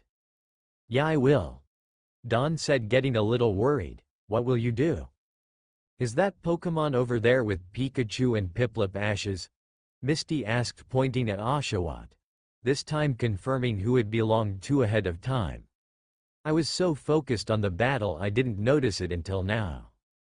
Yeah, that is his Oshawott, Dawn said and Misty blinked at her so Dawn continued. The water-type starter option in Unova. He took a shine to Ash when they met at that region's professor's lab and ran away from the lab to be with him. He and Piplup are kinda rivals after they both fell for the same mythical Pokemon, but they are also good friends because of their rivalry. Ah well, then I am going to go and introduce myself to him in a moment, Misty said before turning back to Dawn and looking at her. I just have one more thing to say to you before you go find Ash. He is probably lost or asleep by now knowing Ash. What? Dawn asked as the taller girl took a step closer to her, getting a little too close for comfort. Take care of him and don't hurt him, Misty said with a kind smile that didn't quite reach her eyes. Because if you do, I will make a rampaging Gyarados look like the weakest Magikarp when I come after you. I will go full scorched earth if that happens. Trust me, you don't want to see that. No need to worry, Dawn said with a slight gulp. I wouldn't even think about it. Good, Misty said with a smile as she stepped forward again and right up to Dawn, and Dawn. Yes, Dawn said a little nervously at how close Misty was. Know this, Misty said as she raised a hand and cupped Dawn's cheek tenderly. If you ever want to treat Ash to something special or you two are looking for something extra on the side whenever you are in Kanto, I am a switch hitter. Dawn blinked in confusion at Misty's words, not know what she was talking about. Her confusion was answered when Misty leant down and planted a chaste kiss, just like the one Dawn had given Ash earlier, on Dawn's lips. Misty backed away with a smile at Dawn's startled look and winked at her. Then she turned and walked towards Oshawott to meet the new water type and coo over how cute he was, shaking her hips a little so that Dawn would get a good look as she left. Misty had to keep Dawn on her toes after all. Dawn just stood there, mouth open, unable to speak at what had just happened. Somehow Misty had managed to score a victory in their little war and completely shocked Dawn in the process. Dawn was also, if she was honest with herself, slightly sexually confused at what had just happened. Blinking, Dawn recovered and after getting a good view of Misty's clearly well-defined rear end that only added to the oddity of what had just happened, she turned and left to find her boyfriend. She wanted to show him the badge and talk about the battle, but not the kiss, and to hold him close. It had been a long and exciting day. All Dawn wanted now was to be in her love's arms and celebrate her victory over Misty. Dawn had faced her first rival and won. It was time to claim her reward. The Pokémon looked at the crater on the wall and cocked their heads at it. It was about head height for a human and a good few feet deep, almost through to the other side. That wasn't the most impressive thing about it. That was reserved for the clear indentation in the center of it. It showed the outline of a small figure with a round head, limbs spread out. "That is impressive," Pikachu said at last to the other Pokémon. "I don't think I have ever made a mark like that, and I've made or seen many craters in my time." With him was Piplup, Oshawott, Scraggy, Baneri and Pachirisu. The larger Pokémon were all already in their Pokeballs waiting to leave on the next leg of their journey. They had been out earlier for breakfast and in Mamoswine's case to meet Misty, but they were heading out in a bit, so they had been put away. The rest of them were in the main area of the gym looking at the aftermath of the epic battle the day before. In addition to the very Piplup-shaped hole in the wall, the pool had been drained, much to Oshawott's annoyance, as he wanted to swim with the gym leader who had fawned over him the day before. This was because at the center of it were several cracked tiles that had to be addressed before it could be refilled. There was also a large hole section of the glass ceiling that had been destroyed. Apparently the attack had been meant for Togekiss. "I am impressive, aren't I?" Piplup said, pounding his chest with pride. "Went flipper to Finn with a Gyarados. Got a few good hits in before I lost." Pikachu just face-palmed at that. Piplup's pride and ego knew no limits, and so too did his delusions of grandeur apparently. He had already changed the narrative to make it sound less like he got his ass handed to him in seconds. Fortunately, Oshawott was around to bring him crashing down to earth. "That's not how I saw it," Oshawott said, shaking his head. "I recall that you just stood there pissing yourself as you took a hyper beam to the face. I don't think that Pokémon even registered you." "Why you?" Piplup growled, and he and Oshawott got in each other's faces. Their rivalry was not going to end anytime soon. "It must have hurt," Scraggy said, shaking his head. "How can any of us beat a monster like that?" "Pikachu can," Baneri said, hearts in her eyes as she snuggled up to her crush. "He is so brave and skilled, he can do it. I have seen it." "I have an advantage though," Pikachu said sheepishly, embarrassed by the attention. "Two, in fact, as both flying and water types are weak against me." Thankfully the scene was broken by their trainers, who came into the room at that moment to find them. It was time to leave this place. Pikachu couldn't wait to get home. Break, Ash and Dawn walked into the gym to find their small Pokémon admiring the imprint of Piplup in the wall. Well, most were. Piplup and Oshawott were busy growling at each other as to be expected, and Baneri was shamelessly flirting with Pikachu. "Come on guys, time to leave," Ash said as he returned Oshawott and Scraggy to their Pokeballs. "Rest now, you can come out when we reach Pewter City." "You too," Dawn said, recalling Pachirisu and a still fawning Baneri. "You can hit on Pikachu later, Baneri." It was the day after Dawn's victory over Misty, and they were ready to head out to Pewter City. After the battle, Dawn had found Ash in his boxers, a sight she thoroughly enjoyed, in a sauna in the men's changing room, chilling with Scraggy, and Pikachu was basking in the heat and oblivious to the world. She had wanted to join them but didn't. Misty was waiting for them, and they were very dry by this point. Ash had wanted to stay, but as soon as Dawn had then shown Ash her new gym badge, he instantly came to her side to praise her for winning it. As he was putting his clothes on, he asked her what Misty had wanted while he was drying off. He had realized, after longer than he probably should have, exactly why they were fighting. Dawn had instantly gotten worried, as it meant Ash now knew Misty had feelings for him. Though a quick kiss from him had told Dawn that she was still his, regardless of Ash finally learning an old truth. That was all Dawn needed to ease her remaining insecurities. After that, she told him about the conversation with Misty afterwards when Misty gave her the badge. Ash was nervous about them chatting after the battle they had had, but Dawn reassured him that her and Misty had patched things up. Beating her in a gym battle had helped a lot in resolving their dispute. Misty had even apologized for her earlier behavior. She couldn't promise that Misty would give up on her jealousy, but Dawn was sure that she had proven to Misty that she was Ash's girlfriend and that Misty just had to accept that fact. She also talked about Togekiss and that part of the battle. Ash apologized for not telling her, but Dawn cut him off. Not telling her had been the right thing in the end, or else her calling Togekiss might have caused Misty to level the gym, and possibly part of the city, in her rage, something that Ash did not doubt would have happened. The only that Dawn did not tell Ash about was Misty's proposition and the kiss she had stolen from Dawn. It wasn't that Dawn was embarrassed about it or anything.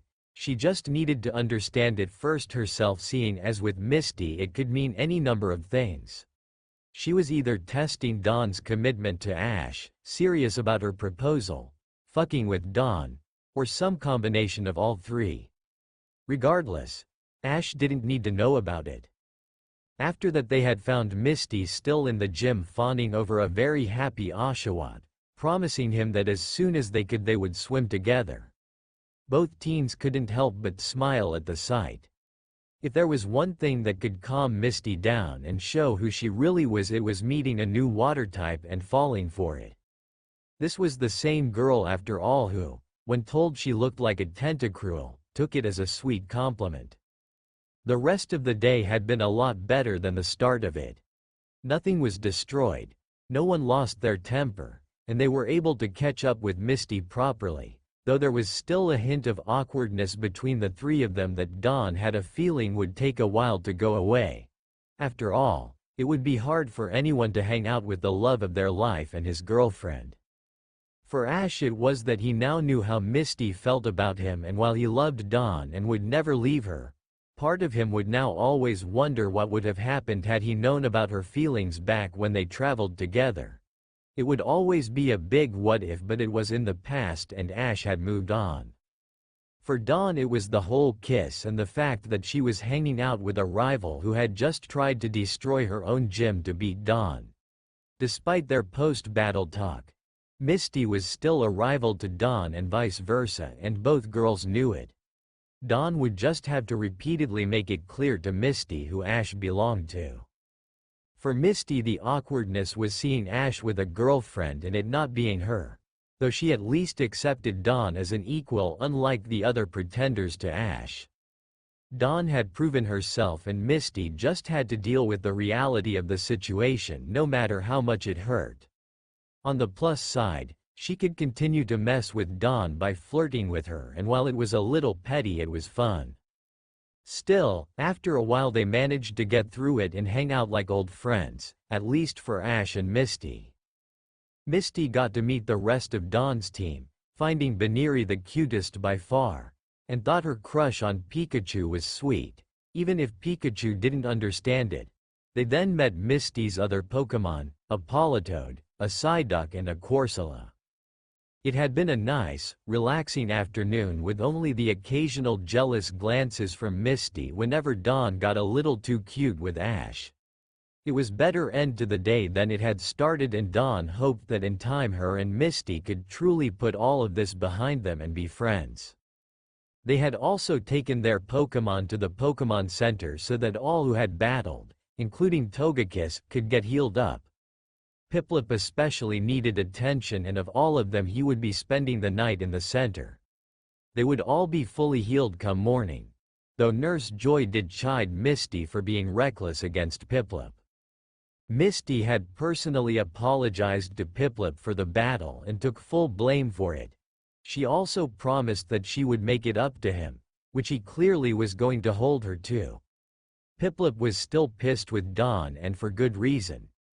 That night would be the last decent sleep Dawn got for a while, and she knew it. She accepted her fate, for a little bit at least.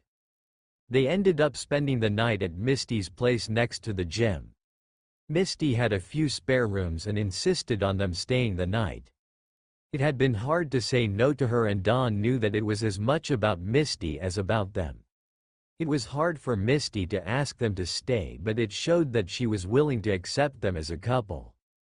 The one thing Misty had done, though, that Dawn didn't agree with was putting them in separate rooms and making sure that they were not next to each other. Dawn had tried during the night to sneak into Ash's room, only to be stopped by Misty's Politoed. Misty was clearly not taking any chances. It was petty, but Dawn respected it and conceded defeat, this time. Now they were ready to go on to Pewter City. It would take them about 2 days to reach at a normal pace, and Dawn was looking forward to seeing it. They were going to see Brock again, see his home, family, and the Pewter gym where Ash had won his first gym badge. Her stomach was also ready. She had not had cooking as good as his since Brock had left. Not even Salon had matched it, though Dawn would never admit that to the eccentric Pokémon connoisseur. "I noticed that your Baniri likes Pikachu," Misty said as she approached them. "It is sweet to see, even if Pikachu doesn't fully get it." Ash and Dawn turned to look at Misty.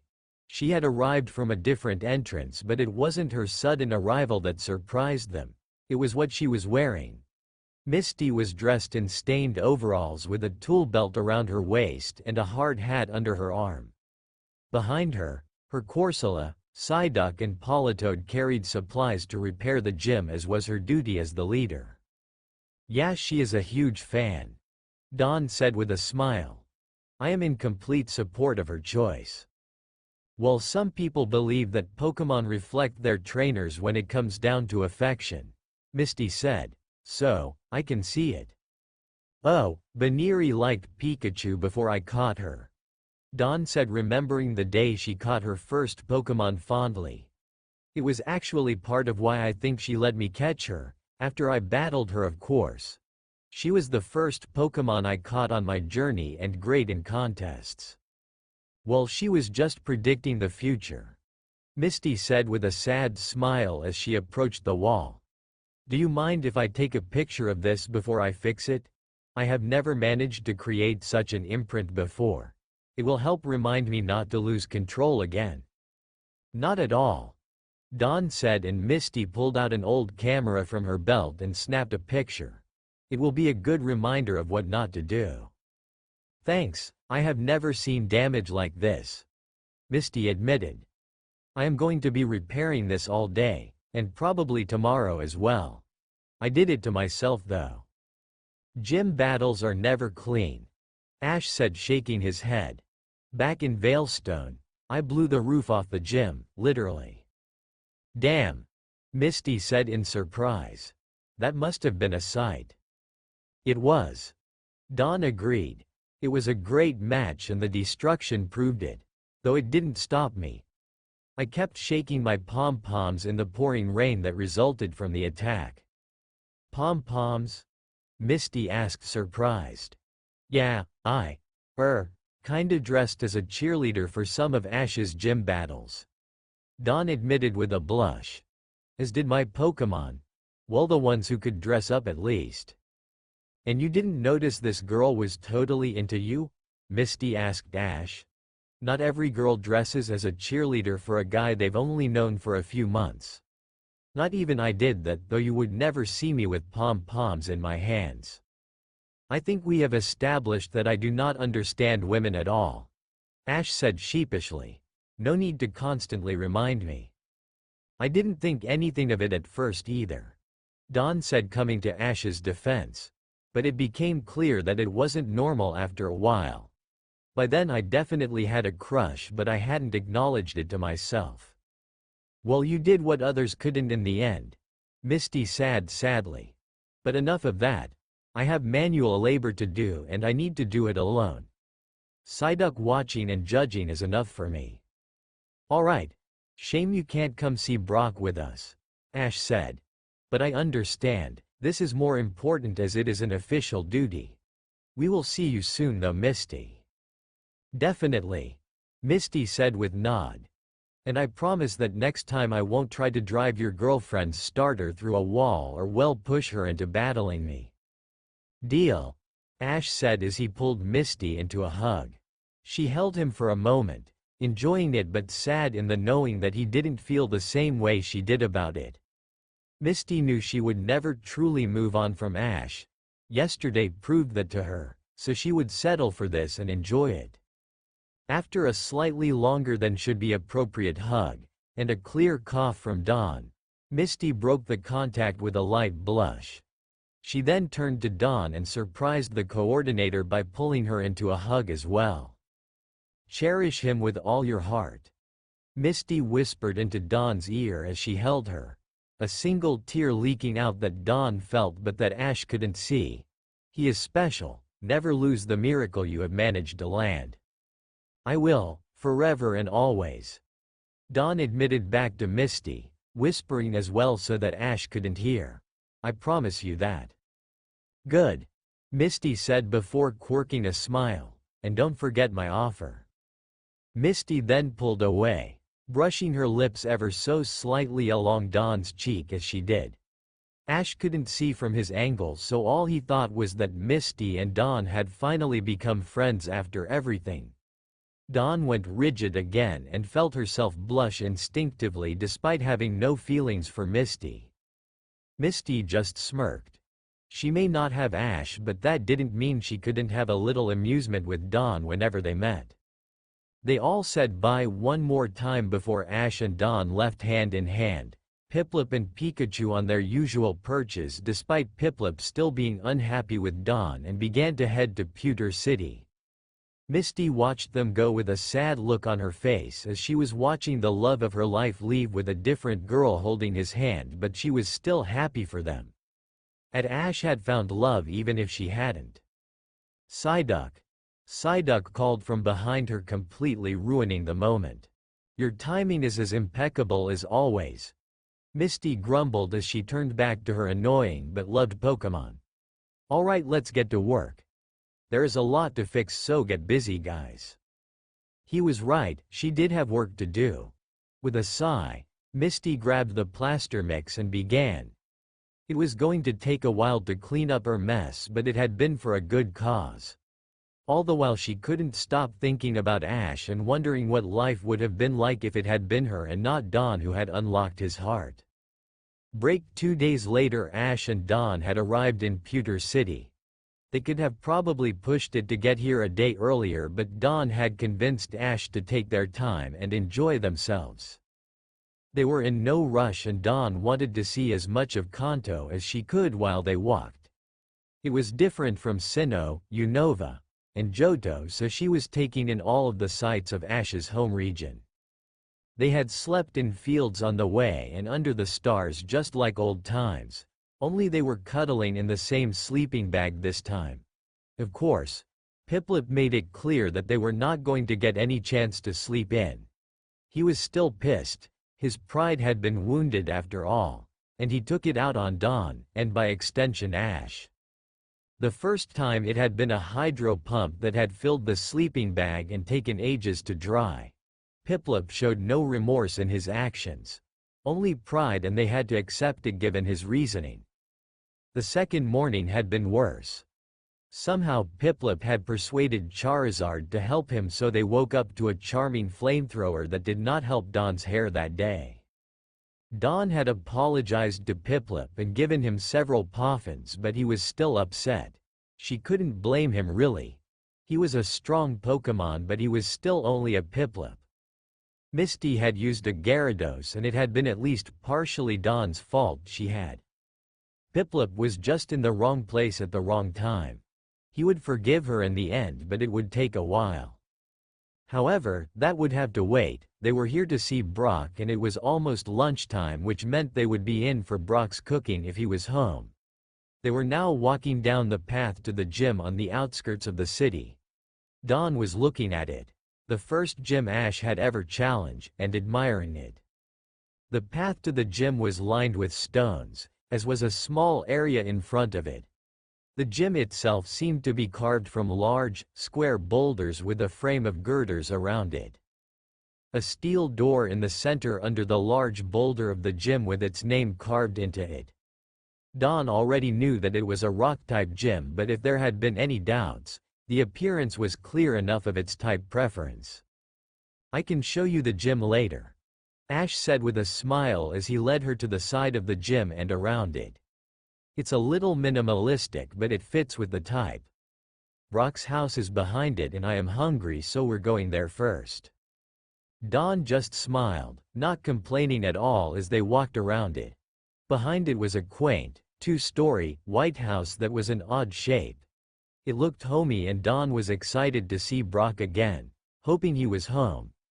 Ash had on the way explained about Brock's large family and his slightly wayward dad and colorful mom who were likely not present. Dawn was bracing herself for it. Ash reached the front door and pressed the buzzer. It was set into tar rock, going with the theme of the gym. They waited for a good minute and Ash was about to hit the buzzer again when he heard a commotion inside and smiled. "Who is there?" Brock called as he threw open the door wearing a pink apron and holding a spatula. "It is almost lunchtime.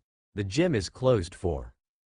Brock trailed off as he saw who was on his doorstep.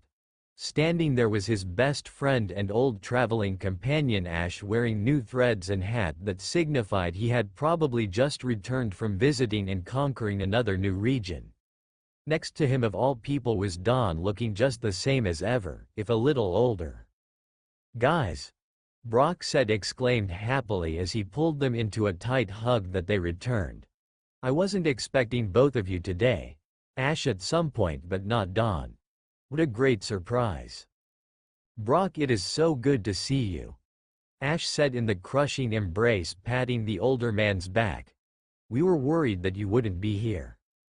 "I got back a few days ago from my first year of training," Brock said as he broke the hug and took a step back to look at them.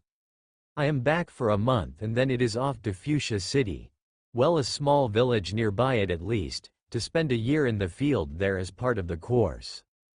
"That is great," Dawn said with a wide smile. "You're chasing your dreams and making them happen. I can't wait to hear more, over your cooking of course." "Of course, I was just making lunch for my brothers and sisters," Brock said, indicating his spatula. "I can make more of course and you can meet my siblings." "Dawn."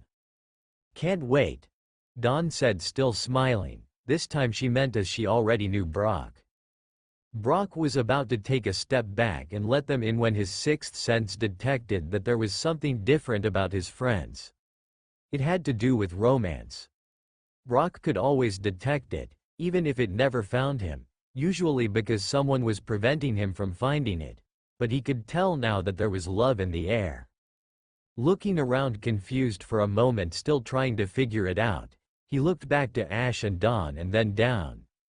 They were holding hands, fingers interlocked, and standing a lot closer than normal. Brock's jaw hit the floor at the sight. Brock, you okay?" Ash asked, a little concerned by Brock's sudden reaction. "Ah!" Brock screamed as he recovered, tears flowing profusely as he pulled them into another hug. "You two are together. I can't believe it actually happened. I am so jealous. Why can't I find someone?" "Yeah, it happened recently," Ash said with a little embarrassment as Brock pulled away.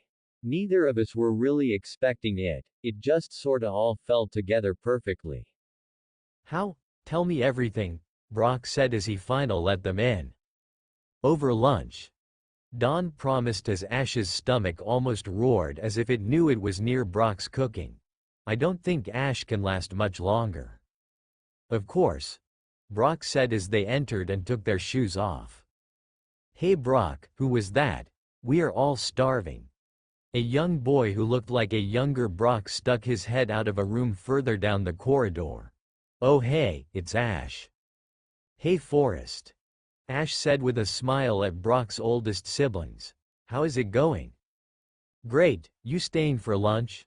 Forrest asked. "We can't say no to Brock's cooking," Ash admitted over another stomach growl. "Great," Forrest said before he shouted over his shoulder. "Guys, Ash is here and he brought that girl who traveled Sinnoh with Brock and him a few years back. You know, the coordinator that Brock told us had a massive crush on Ash." "You knew?" Dawn said, going bright red. "Not even I knew at first." "When it comes to love I know these things," Brock admitted. "Though with you it was harder than usual as you weren't as obvious as others. I thought you did but I wasn't sure, especially after Kenny showed an interest in you. When you turned him down to watch Ash in the Sinnoh League, I knew for certain that you liked Ash. Why does everyone always know before me? Ash grumbled, and Don just pecked his cheek for his cuteness. Because you're denser than the rocks that make up the pewter gym, Brock said helpfully as they entered the kitchen, while Ash and his stomach grumbled for different reasons. Before any of them could say anything, they were mobbed by Brock's many siblings. They were all eager to see Ash again, though the younger ones took Pikachu and Piplup to play with, fawning over them the way kids could. They were still careful not to be overly aggressive with their affection. Ash and Don laughed as they answered questions and chatted with the large amount of kids present. Brock just smiled and went back to his cooking, adding more for his friends. Forrest laid out 2 more plates and helped him out, while Ash and Don were distracted. "You are very pretty," one of the older girls said to Don, causing her to blush a little at the compliment. "Are you Ash's girlfriend?" "I am," Don said with a warm smile to the girl. "Cute," the girls said while the guys gagged. "How did you fall for each other?" "Yes, I do want to hear that story," Brock agreed as he began to serve the food. "Why don't we let Ash and Don regale us with the tale over lunch?" "Yay!" the girls screamed, and they all sat while Ash just looked shell-shocked and Don laughed. Brock then poured out his special Pokemon food for Pikachu and Piplup and set them up in the corner, adding a few more bowls. Ash and Don saw the extra bowls and released their other small Pokemon, causing the girls to fawn over Baniri and Pachirisu, while promising to take the larger ones to the GYN later for food and exercise. Krogunk and Marshtomp were also present and joining in with the meal, while the former caught up with his old friends. "Brock, where is Chansey and your other Pokemon?" Ash asked as he took a seat at one of the heads of the table, at Forrest's insistence, while Brock sat at the other end.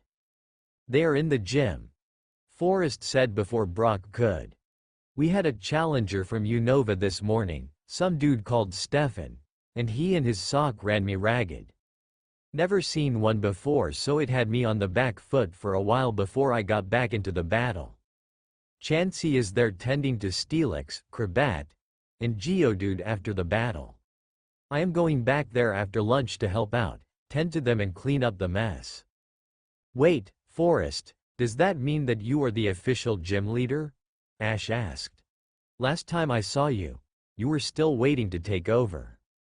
"Yup, been so for about a year," Forrest said proudly. "Course Dad messed up by not filing the right paperwork. Well, he didn't file anything at all, before he and Mom went on their world cruise with Ludicolo that they are still on. Caused a bit of an issue with the Pokemon League here, but thanks to Brock we sorted it out in the end. This recent year was the first season one have been the full-time, official, pewter gym leader. I am learning a lot but loving it." "Congrats," Ash said, knowing that it had been Forrest's dream to be the gym leader of his family's gym, something that Brock had not really wanted but been forced to undertake because of his father. "And I know Stefan. He's a friend of mine from Unova. I faced him a bunch of times, most recently in the Virtus conference where I beat him again. He is tough and that sock of his is not joke." "Yeah, he won in the end with it and 2 Pokemon he had caught in Kanto," Forrest said. "A Weepinbell and a Fearow. It was a good battle. The first official challenge of the new season and a wake-up call for me to learn more about far-off Pokemon, as you never know when one might walk in your front door." "So, he decided to head to Kanto," Ash said, thinking. "I am going to have to find him and battle him again while I am here. He was always a good challenge. Intense guy, my kinda rival." "So, you were in Unova recently," Brock said as he sat down at the head of the table and they began to eat. "How was it?" "Great," Ash said with a smile as he dove into Brock's cooking for the first time in a year. "I made a bunch of friends, won 8 badges in tough battles, and saw Dawn again briefly. That last part was what triggered my realization that I liked her." 3 months after seeing me and Iris bluntly telling you that you had a crush on me.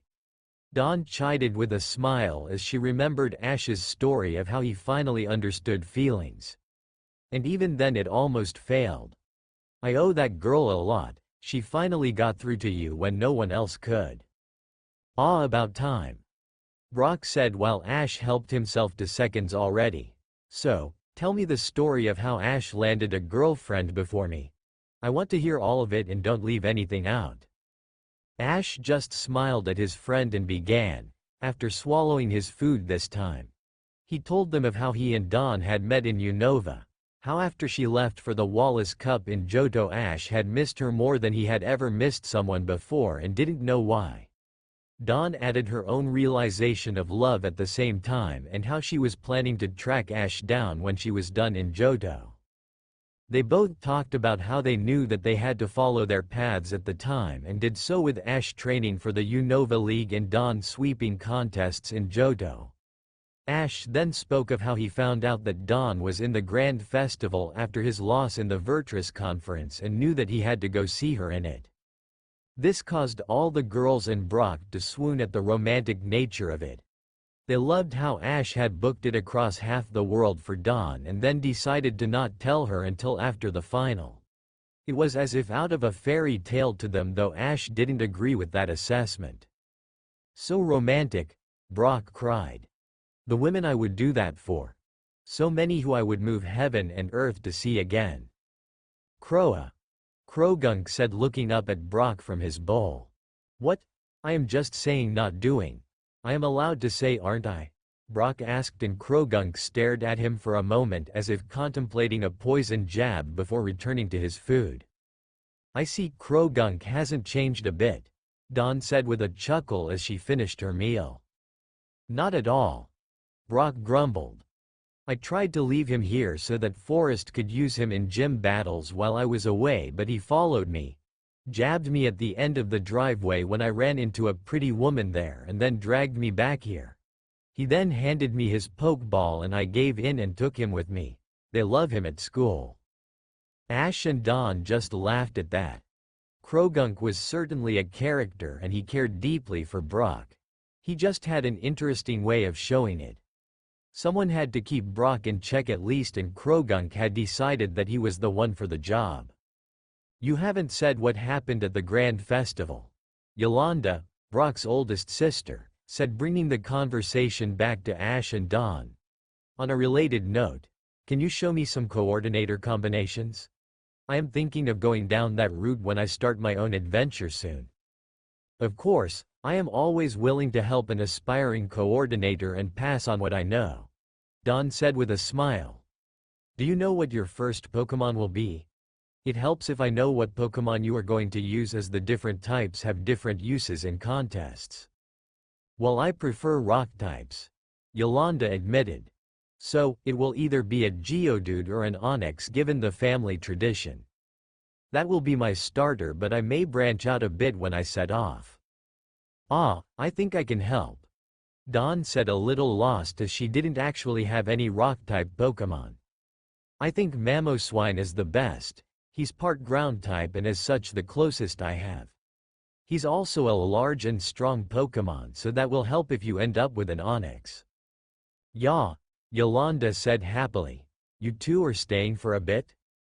If Brock will have us, we can stay a night or two, Ash said, looking at his old friend. Then it is home to Pallet Town. Of course, you can stay, Brock said with a nod. You two are always welcome. So long as we battle tomorrow, Ash, Forrest said with a grin. I have wanted to test myself against you for a while. After hearing all of Brock's stories, I have to see if they are true. You're on, Ash said with a gleam in his eye. It will be good practice for me and my Pokémon. Well, that is settled then, Brock said. Ash and Forrest will battle and Dawn will teach Yolanda a few things about being a coordinator. Back to the story, Dawn. What did happen at the Grand Festival? Well, I lost, Dawn said a little sadly. In the final, by a point, to Ursula and her Plusle and Minun. That hurts, I am sorry to hear that. Brock said, wincing, knowing that there wasn't a worse way for Dawn to lose. Yeah, it was bad, but something happened afterwards that made up for it and allowed me to move on, Dawn said with a smile. Ash. Huh? Brock asked, confused. Ash had come to comfort me? Dawn said, taking Ash's hand, though it was as much to stop him going after Force as it was affectionate. I didn't know he was there at all. He had come to see me, and after I lost, he came to the backstage corridor where the dressing room was. I didn't see him at first, but Piplup did and alerted me to his presence. I couldn't believe it at first. I thought I was hallucinating, but it was Ash. I ran to him and, well, after a little crying and opening up, we admitted our feelings for each other and kissed. It was beautiful, until Pikachu zapped us back to reality. Literally. Pikachu. Pikachu called out proudly, still remorseless for his actions. So beautiful, so romantic, Brock cried. I wish I could have that. I am so jealous. At least your jealousy isn't the same as the one I just had to deal with, Dawn said with a laugh. I can handle yours without a problem. What do you mean? Brock asked, confused. Show him, Ash said with a smile at Dawn. Brock will understand what it means. Well, since the Grand Festival we have been traveling to Pallet Town, and Ash has been showing me a little bit of Kanto along the way after we arrived in Saffron City, Dawn said as she fished in her bag for her ribbon case, where she now kept one of most valuable awards until she found somewhere better for it. And let's just say we had a little incident the other day. I wouldn't call it little, Ash said, but Dawn just looked at him and he shut up. In the end it worked out, and I got this after the incident, Dawn said as she held up the Cascade badge for Brock and his siblings to see. A little reminder of what I might have to deal with as Ash's girlfriend. Brock knew exactly what that badge was and who issued it. His jaw hit the table when Dawn showed it to him, for many reasons. He should have known who Dawn was referring to when she said she had to deal with jealousy in Kanto. Cerulean City was on the way from Saffron, and Ash would have gone there to say hi to their old friend without realizing how she would react. Brock could easily guess what had happened. Let me guess, Ash took you to see Misty in Cerulean City, Brock said, and Dawn nodded. And he didn't realize that Misty liked him and probably still does. Correct, Dawn said. Seriously, does everyone but me know? Ash groaned. Yes, Dawn and Brock said. Great, Ash just grumbled. Anyway, what happened? Brock asked. Well, Misty ran into us. Literally, Dawn said, remembering her very physical introduction to Misty. She sent us sprawling. She then saw Ash and got really close to him. Uncomfortably close, in my opinion. I knew at once that she liked him. I tried to be civil, I really did, but then she decided to take an interest in Piplup. Piplup is a water Pokemon. Misty can never resist them, Brock said with a nod. She would have fallen for him on first sight. Piplup, Piplup said proudly before glaring at Dawn and returning to his food. I take it Piplup was involved somehow, Brock said, noticing how Piplup was not happy with Dawn. Yeah, but that came a little later, Dawn said with a wince at what she had put Piplup through. I have said I am sorry and he knows it, he is just milking it for all it's worth. I see, Brock said, wondering just what happened to make Piplup pissed. I can also see Misty ignoring everything as soon as saw a water type she hadn't seen before. That she did, Dawn said. She picked him up and was cooing over him, feeding his ego and thinking he was Ash's. That was the final straw, so when we finally introduced ourselves, I made it clear exactly who I was. You told Misty, that you were Ash's girlfriend? Brock asked, a look of fear crossing his face. To her face? And survived? Yup, Dawn said with a nod. And she gave a Gyarados a run for its money when it came down to uncontrollable rage. She went off on Ash. I have never seen a temper like that. Misty always did have a short fuse. Ash said helpfully, a fact that Dawn had wished he had shared before they met, though it has mellowed over the years. Well, it didn't when we met, Dawn said, though I think even Misty knows that it was the worst it's been in a while. Anyway, I got fed up with her ranting, so I decided that I had to assert my dominance and I challenged her to a gym battle. Ah, that explains the badge, Brock said with a nod, and I take it you won. I did, but it was a back and forth slugfest, Dawn admitted. Toughest battle I have ever been in, but worth it. Pachirisu took out Staryu to start off, though that was more because Misty had never faced one before, so I had the element of surprise. Once she knew what Pachirisu was, she used Starmie to take it out. Then Piplup stepped up and beat Starmie. It was a great battle. Dawn used a combination I had never seen before, Ash said, and Dawn blushed a little. One that will be great in future contests. Piplup was great as well, easily handled Starmie without taking any damage. Piplup said proudly, he was being praised and rightfully so, he was great, Piplup.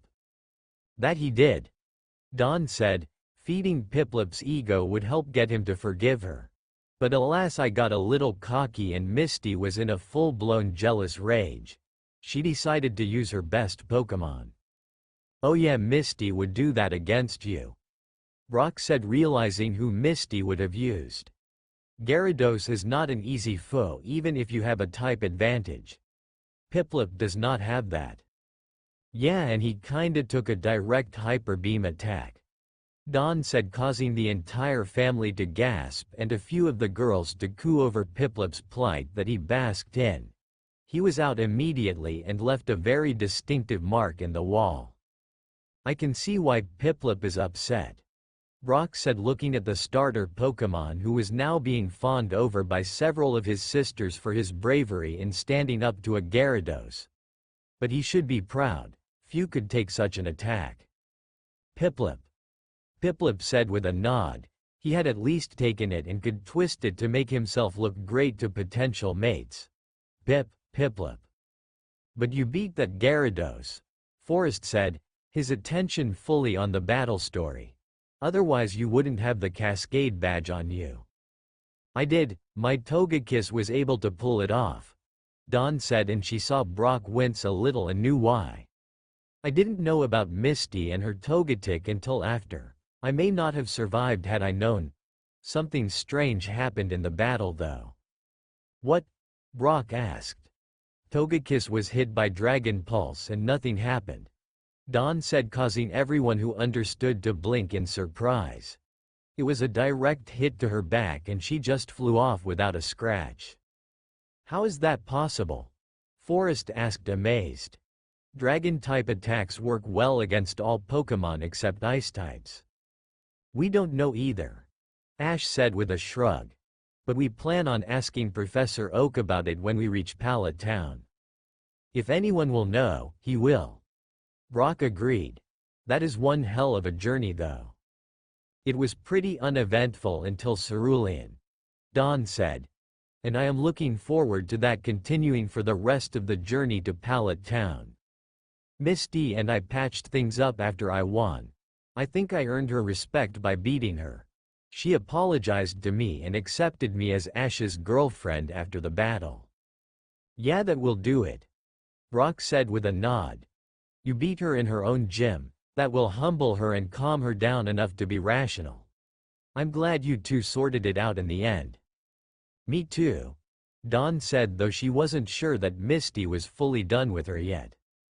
Anyway, enough about us, Ash said, changing the topic. What about you, Brock? How is it training to be a Pokemon doctor? Great, I am loving it, Brock said with a wide smile. So much to learn, so many Pokemon to help, so many beautiful women with me all day while I study. Krogunk called out. So many poison jabs to go with all the women, Brock said with a shudder.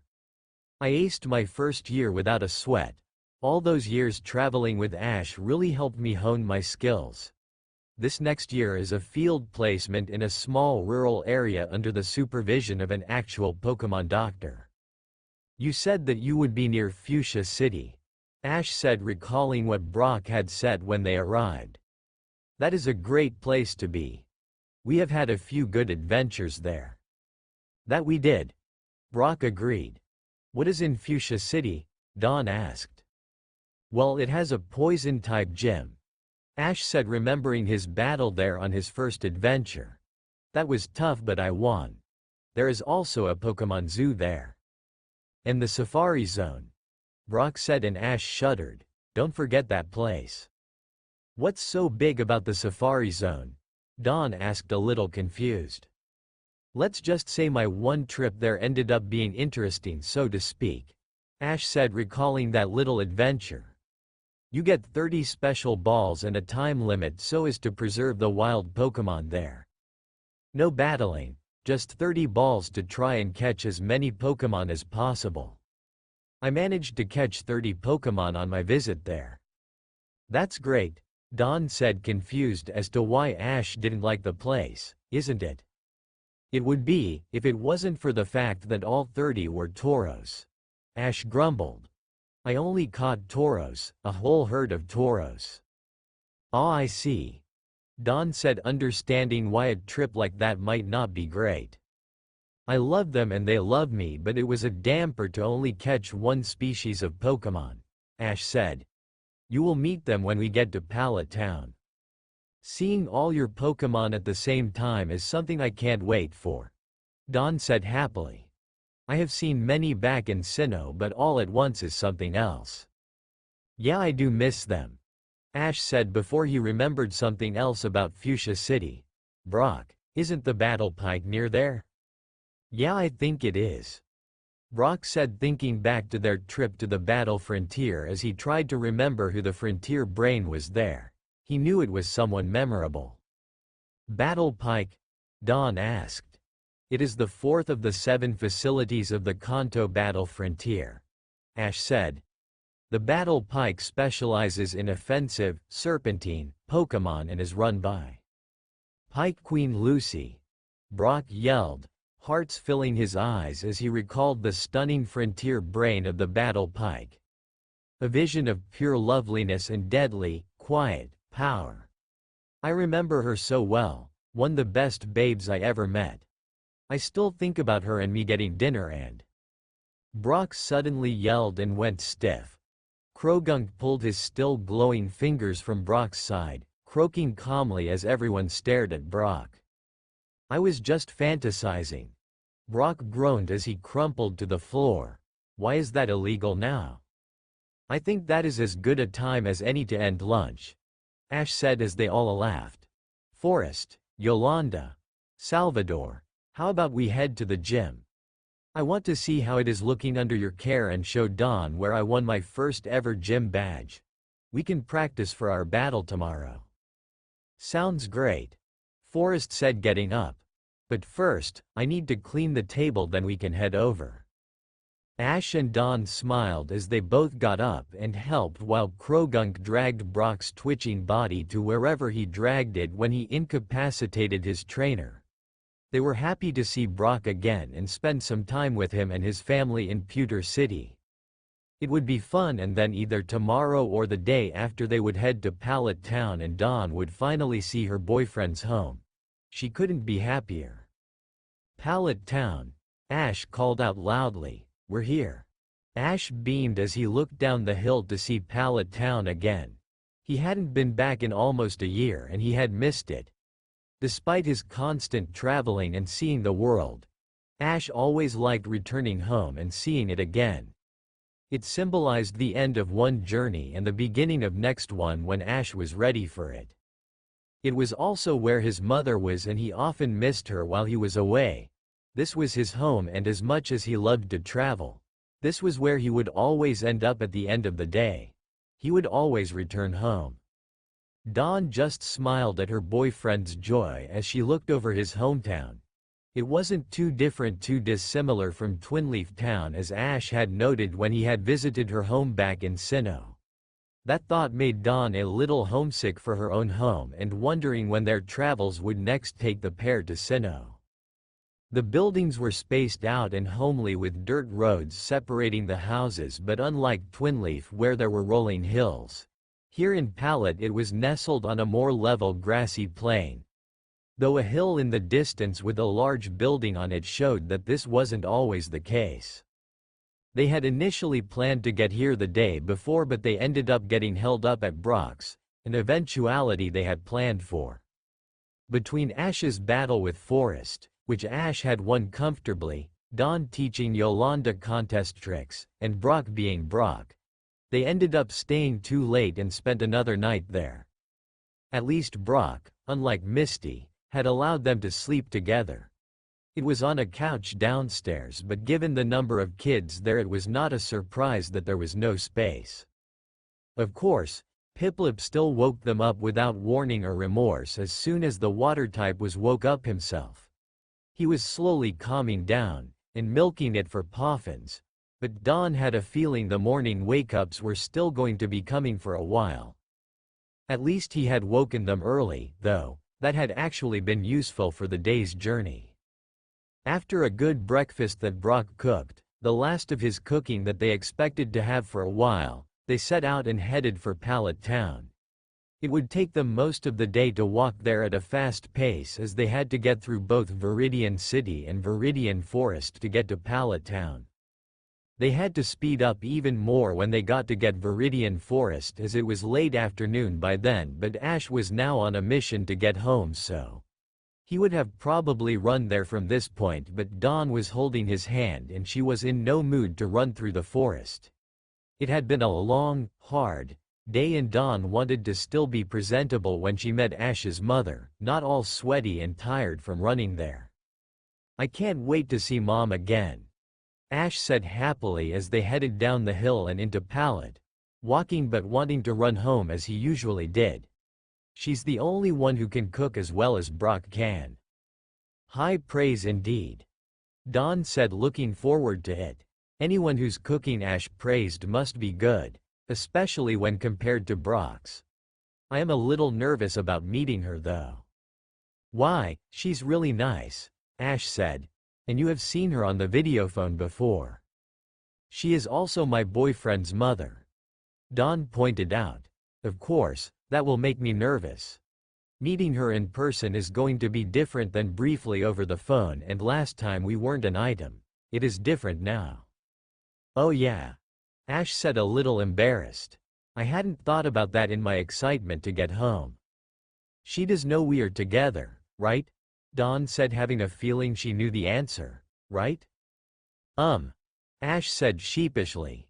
"No, haven't had the time to tell her." "Ash," Dawn chided, and now even more nervous. "You should have let her know back in Johto. What is she going to think?" "It's not my fault. I was having so much fun being with you that it kinda slipped my mind," Ash said nervously, and Dawn couldn't help but forgive him.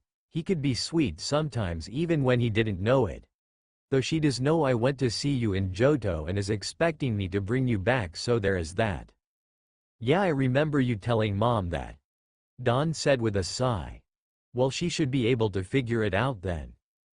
"Yeah, she is pretty observant," Ash said as they came up on a 2-story white house with a white picket fence around it. "I wouldn't be surprised if she already knew." Here we are." Dawn looked at the house. It was nice, homey and neat.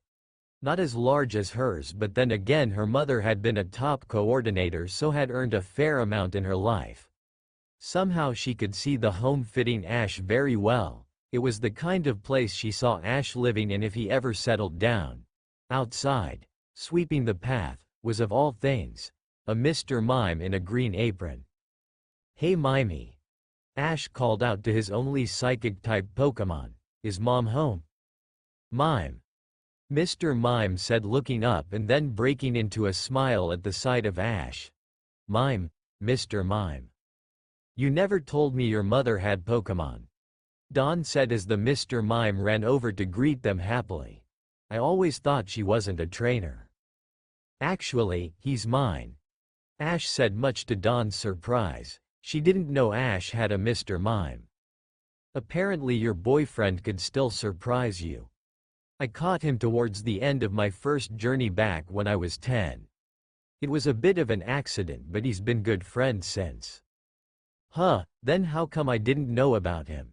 Dawn said as the barrier Pokemon was smiling at Ash's return. Why don't you use him more? A psychic type could come in handy. Well, you see, Mom kinda adopted him when he got here, Ash said. That is why he has a nickname. She gave it to him and is more his trainer than I am, if I'm being honest. He stays here and helps out at home and Mom dotes on him. I think it is good for her because she gets to have him around the house while I am away, so she's never lonely. That's sweet, Dawn said, looking at the clown-like Pokemon. I can see how your mom would adopt him. Yeah, and he is more useful around the house than I am, Ash said, and Dawn laughed at the truth of that. A while back, sometime during my trip to the Orange Islands, Brock ended up back here and Mom took him in for a while. Mr. Mime and he had a little rivalry to see who was more helpful to here. I don't think either is over it yet. That is something I would have liked to see, Dawn said with a smile at the thought of Brock and Mr. Mime at war as they came up to the front door and walked in without knocking. Mimey, are you done outside? A female voice called from the kitchen. Because I could use some help here. Mr. Mime. The Pokemon called out. He got distracted, Mom, Ash said with a playful smile. I can send him back outside in a moment if you would like. Ash, is that you? Delia Ketchum said as she came out of the kitchen and saw them there. Oh, my boy, you're home. I am guessing that this beautiful girl with you must be Dawn. You never said she was this lovely. The videophone or the TV doesn't do her justice. Yes, this is Dawn, Ash said, a little embarrassed while Dawn just went bright red at the compliment. And, I should tell you that you two are an item. Yes, I can tell, Delia said as she came over and hugged him. I was expecting this as soon as you told me you would be seeing her in Johto before coming home. Any girl that can keep Ash from his home after a journey has to be important to him. You know, Ash said, surprised. Ash dear, you are still holding her hand, Delia said as she broke the hug and stepped over to a still very red Dawn. Plus, a mother can tell. I knew that if you came back with her then you two would be together. Perceptive, Ash said. I didn't really know if that would happen. Please forgive my son Dawn, Delia said, offering Dawn her hand that a still embarrassed Dawn shook automatically, letting go of Ash's to do so. He can be a little clueless at times, even to his own feelings. No need to worry, Ms. Ketchum, Dawn said as she found her voice. I know that he can be a little oblivious to romance. He snapped out of it in the end though. I can tell, and please call me Delia, Delia said, smiling at her. Make yourself at home. Dinner will be ready soon. I just need to make a little more as I wasn't expecting company tonight. I can't wait to hear about your journeys, especially the one my son made for a very special girl. Piplup, Piplup said, irritated that he hadn't been introduced. And you must be Piplup, Delia said, patting his head, able to do so as he was perched on Dawn's head. Ash had told me a lot about you. Apparently you're quite the accomplished Piplup. Piplup, Piplup said with a nod of pride. Piplup. Ash raved about both of you, Delia said. More so than any other girl he's traveled with. No wonder you managed to get through to him, Dawn. Ash is lucky to have found you. Dawn just nodded and blushed again as Delia went back to the kitchen and she and Ash made their way to the living room. They took a seat on the couch and Dawn snuggled up to Ash, still a little embarrassed by Delia's praise, as Mr. Mime began to sweep the floor happily, singing his name as he worked. Dawn couldn't help but like Ash's mother. She was a sweet and kind woman who clearly cared for Ash and knew him well. She just had to recover a little first as she had not been expecting such a complimentary greeting. Thankfully dinner was called and they went to the table. Ash began to attack his mother's cooking as if he hadn't eaten in years. Though admittedly it had been almost a year since he had had his mom's food, so there was that. Dawn had to admit, it was as good as Brock's if not slightly better, not that she would ever tell the aspiring Pokemon doctor that. Though Dawn at least had manners at the dinner table. While Ash demolished plate after plate at record speed, Delia asked Dawn about her own adventures since Sinnoh, and Dawn happily told her about everything from taking the modeling offer for Baneri up to meeting Ash in Unova. It was a good icebreaker and allowed for some normality to set in at the table. Unlike when Ash first met her mom, Dawn was actually dating Ash when she met his, so that made it more nervous for her than if they'd just been two friends visiting after a journey. When Ash was done, he went into his own tale of Unova journey for his mother's sake, highlighting his time with Dawn and the importance of it.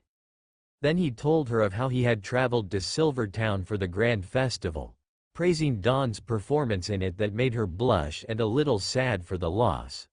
She had gotten over it pretty much. Her consolation prize had been Ash, which was better than the Ribbon Cup, but it had still been a tough loss. "Who knew my son could be so sweet and romantic?" Delia said as Ash told of how he had deliberately not seen Dawn until after the final and how he had gone to her when she lost. "No wonder Dawn fell for you." "Huh?" Ash asked, confused, and Dawn just sighed. "I was?" "Ash, you need to learn a little more about women, I guess," Delia said with a sigh. "Though I am sure that Dawn will help there." "I am doing my best," Dawn admitted, and Delia chuckled at that. "But I can let some of it slide. It was what I needed at the time. Don't worry, by the time I'm done Ash will be the perfect gentleman. Mom was kind enough to let Ash come to me first so that we could have our moment together." "So, your mother knows then?" Delia said, turning back to Dawn. "Yeah, she was at the Grand Festival and, saw the aftermath," Dawn said, blushing. "Of Ash and me meeting, that is. It was just a kiss, her first and with the love of her life admittedly, but just a kiss, nonetheless. Still, she was a little embarrassed that her mother had seen the intimate moment she had shared with Ash. A mother always knows the right moment to show up," Delia said. "I will have to call her and get all the details later. It will be a nice, long talk about our kids dating. I am sure she will be happy to provide them," Dawn said, a little embarrassed, "including how she let us know she was there." "Let me guess, Pikachu helped," Delia said, and Dawn nodded while Ash was distracted by more food and Pikachu perked up at his name. "Thought so. Well, what have you two been up to since then? It has been almost 3 weeks since the Grand Festival." "Well, we spent the first 2 making our way through Johto," Ash said as he swallowed the last mouthful of food. "Took us that long to reach Goldenrod City from Silvertown as we were in no rush. Then it was that new magnet train to Saffron City, so I got to show Dawn a little of Kanto on the way here. Yeah, I saw Cerulean, Pewter and Viridian City on the way," Dawn said happily. "Though the last one was brief as we had to get here, so I hope to see it properly another time. We spent a few days in the other 2 cities though, so I got a little taste of Kanto." "Cerulean?" Delia asked thoughtfully. "That means that you likely saw Misty there." "Yeah, we saw her," Dawn said, remembering that incident well. "Ash wanted to see her as while we were in town, so I went along with it. She is one of his oldest friends and they hadn't seen each other in a few years." "How did she take the news?" Delia asked Dawn. "Of you and Ash being a couple, that is." About as well as you would think," Dawn admitted. "Uncontrollable rage and jealousy?" Delia asked. "Pretty much," Dawn confirmed. "Well, that is a perfectly normal reaction when the guy you have been in love with for at least 4 and up to 6 years shows up out of the blue with a girlfriend," Delia said. "I can understand it." "Wait, Mom, you knew as well?" Ash asked, his mouth open. "About Misty liking me, that is?" "Of course I did. We could all see it except you." Delia said to her son sweetly before adding in a slightly scolding tone. And close your mouth, son. I do not want to see your food. Ash did as instructed and swallowed. He just grumbled and returned to his latest plate food. Apparently everyone but him knew of Misty's feelings. He couldn't understand how he had been so blind to them or why no one had told him. The silver lining was that because he didn't know Ash had fallen for Dawn and couldn't be happier.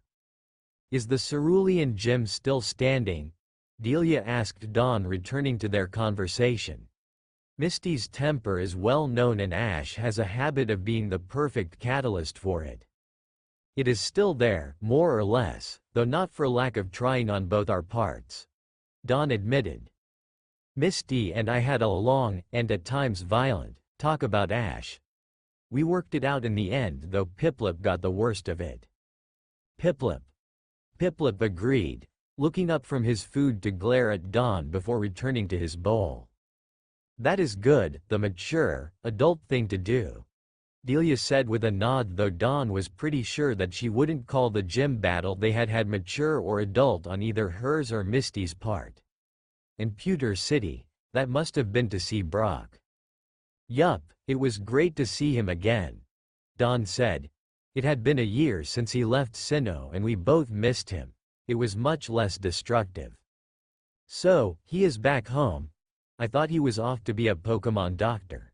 Delia said. I didn't know that Pewter City had a school for them there. He is still training to be one, but it is a break. Ash said, returning to the conversation. He will be heading to the Fuchsia City area in about a month for the next stage of his training. I see, that is good to know. Delia said with a nod and a tone that Dawn was suspicious of but Ash completely ignorant of.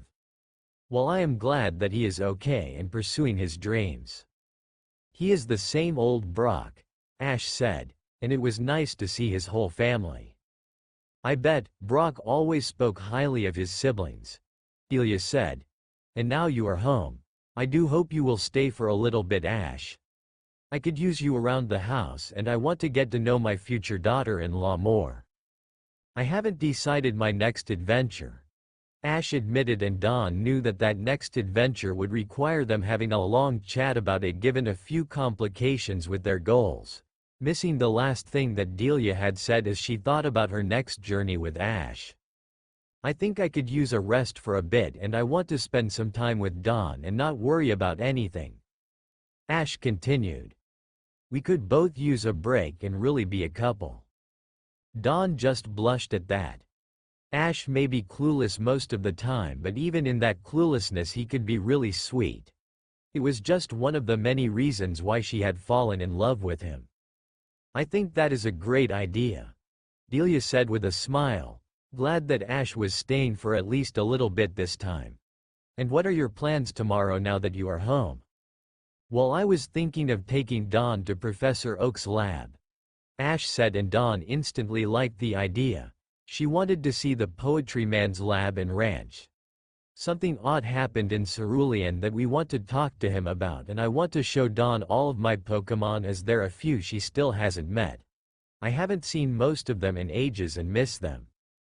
Oh yeah, you caught more in Unova than you did in Sinnoh and I didn't get to meet them all. Dawn said, remembering how Ash had caught 9 Pokemon there but she had only met 5 of them. And I am sure there are a few that I didn't see in Sinnoh. That sounds lovely, Delia said. I am sure Professor Oak is looking forward to seeing you too as well and will be eager to hear about what happened in Cerulean. Yeah, I would go now but it is a little late, Ash said, and Dawn was glad. She just wanted to cuddle up with Ash and go to bed after a dinner as good as the one she had, if she was allowed. We were up early to get here. Well, that and Piplup was an alarm clock for us. Piplup. Piplup said proudly. I recommend that, Delia said with a nod. You two have had a long day and could use a good night's sleep. Dawn said, going a little red at what she had to ask. Sorry to ask, but. Yes, you can stay in Ash's room, Delia said kindly, causing Dawn to go redder and Ash look amazed at his mother's allowance. What dear? We don't have a spare bedroom and you two are together. I do not doubt you have shared a bed by now, so why should I restrict you? I remember how it was when I was your age. Thanks Mom. Ash got out while Dawn remained red and mute. Just be careful, Delia said.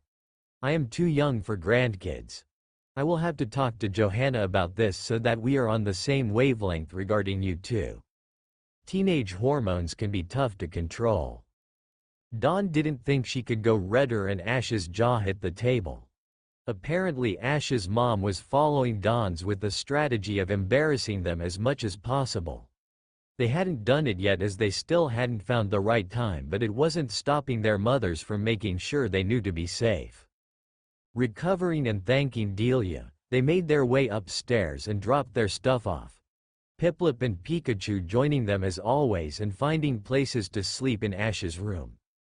Dawn wanted to look around and see what Ash had in his room, but she was too tired by this point. It had been a long day and both just wanted sleep.